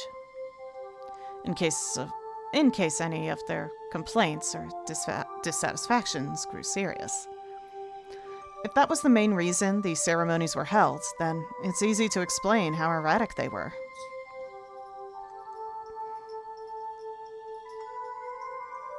Okay. That's scrapbook number 1. Or I guess technically number 4. And now from the scrapbook number 5.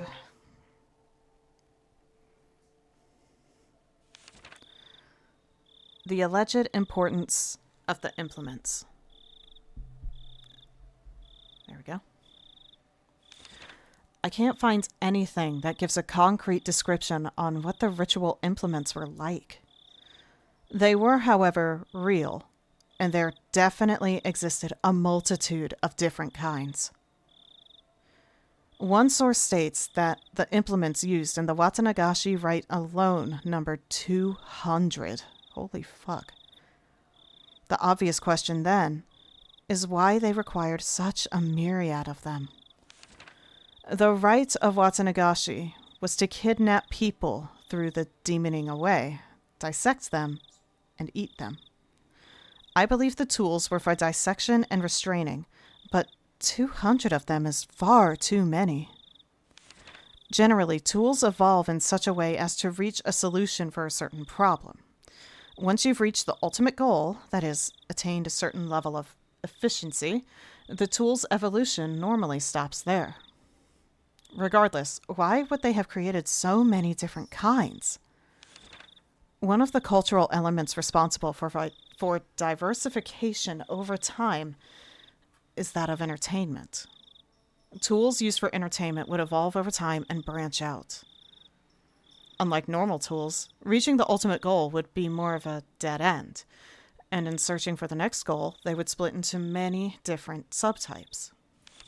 So then, perhaps it's not a stretch to suggest that these 200 plus implements had some entertainment value. This is just a hypothesis, of course.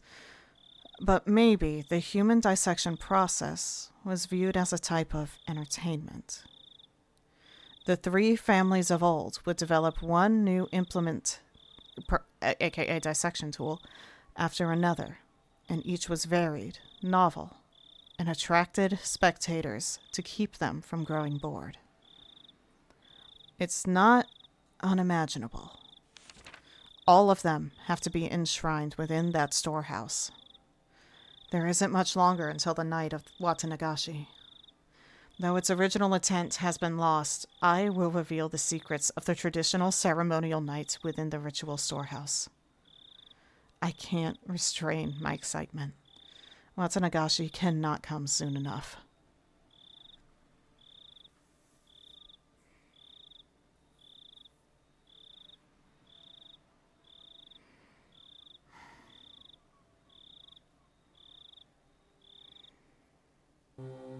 Hmm.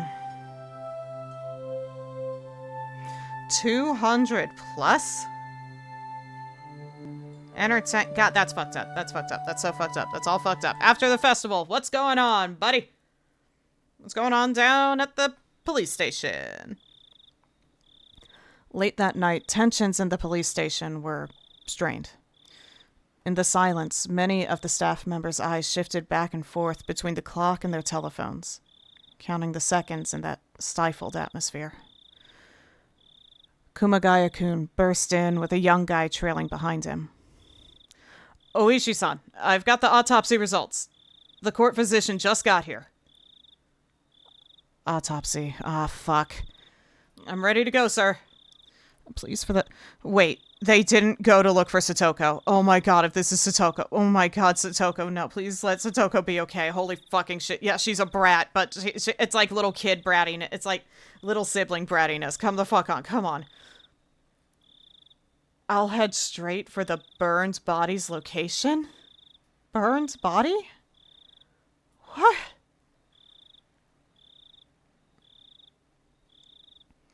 Kuma-chan, things have gotten a bit complicated. They appear to be having a very difficult time determining who the victim is. Could they have been dismembered? Nope. Cooked to a nice light brown.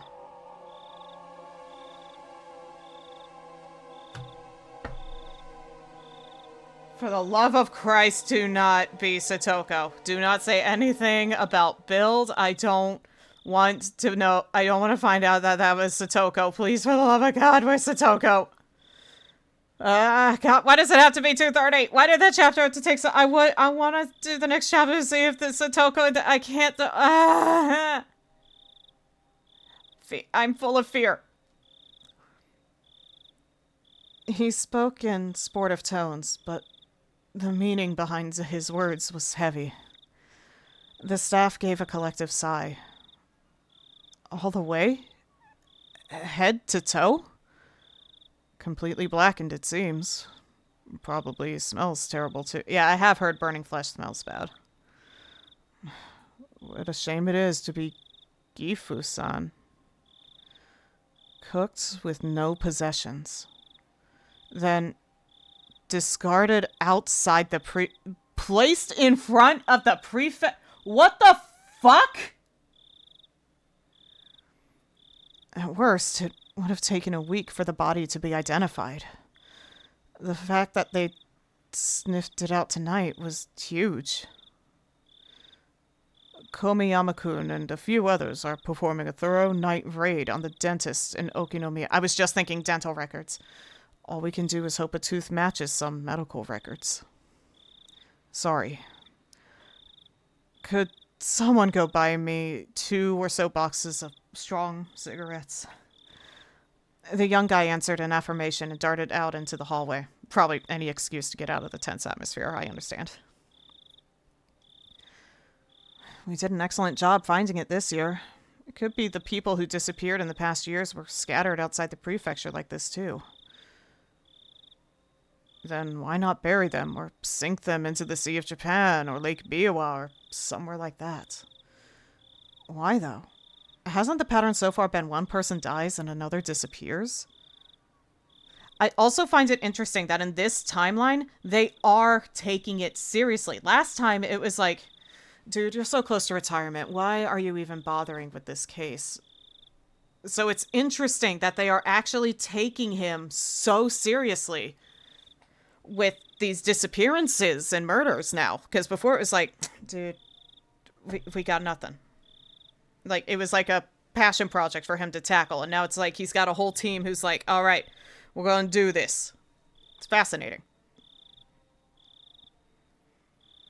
Kuma-chan, the corpse was inside an oil drum, unrestrained and cooked. They probably burned them after strangling them. They knew it would be found. So what you mean is, from the beginning, they didn't want a person to disappear this year? Not so much that, as they just aren't related. The person didn't disappear. In fact, whoever did it seems to have wanted to make a show of it. You mean, it could be a warning? He folded his arms and then heaved a long and heavy sigh. That might have been the case had it happened in town. If they'd messed up, taking the victim far away and burning them alive wouldn't have been noticed. If they meant it as a warning, they should have done it closer to Hinamizawa. Hold on. So not a warning. Let's see. If they'd messed up, taking the victim far away and burning them alive wouldn't have been noticed. If they meant it as a warning, they should have done it closer to Hinamizawa.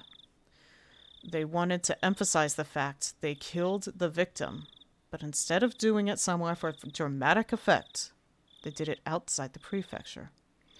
Do they want to emphasize it or hide it? Boy, do I wonder what Oyashiro-sama is up to this year. A telephone ring cut through the heavy silence. A staff member nearby snatched up the receiver. Oishi-san, it's Komiyama. They have it. The dental clinic in Okinomiya fixed the wisdom tooth 3 years ago. Wisdom tooth. Okay. I think Satoko, and this could be copium because I don't know Satoko's age, I think Satoko is too young for wisdom teeth. That normally happens a bit later in a teenager's life, usually. What about the records? Complete with x-rays. Well, I feel bad for waking up the dentist before dawn. Kuma-chan, get out there as soon as you can and get the records from Komiyama-kun. Will do. Oh, it's the chief. Thank you for coming out at this hour. Oishi-san, my apologies for my lateness. What's the situation? Well, it's just getting good, you see. We're getting all fired up, dude. Too soon. Well, no, too soon. God damn it, no. Nothing mentioned about size. Only thing I can hope for. I mean, I think you can get your wisdom teeth taken out before they're a problem. So maybe it doesn't matter in the end, but I just... Oh my god. And why did they suddenly... It's be like, now we have to go find Satoko. And then suddenly not mention it again. Oh god. That's just... I'm gonna have to leave myself on that cliffhanger, though, because it's 2:30 in the morning.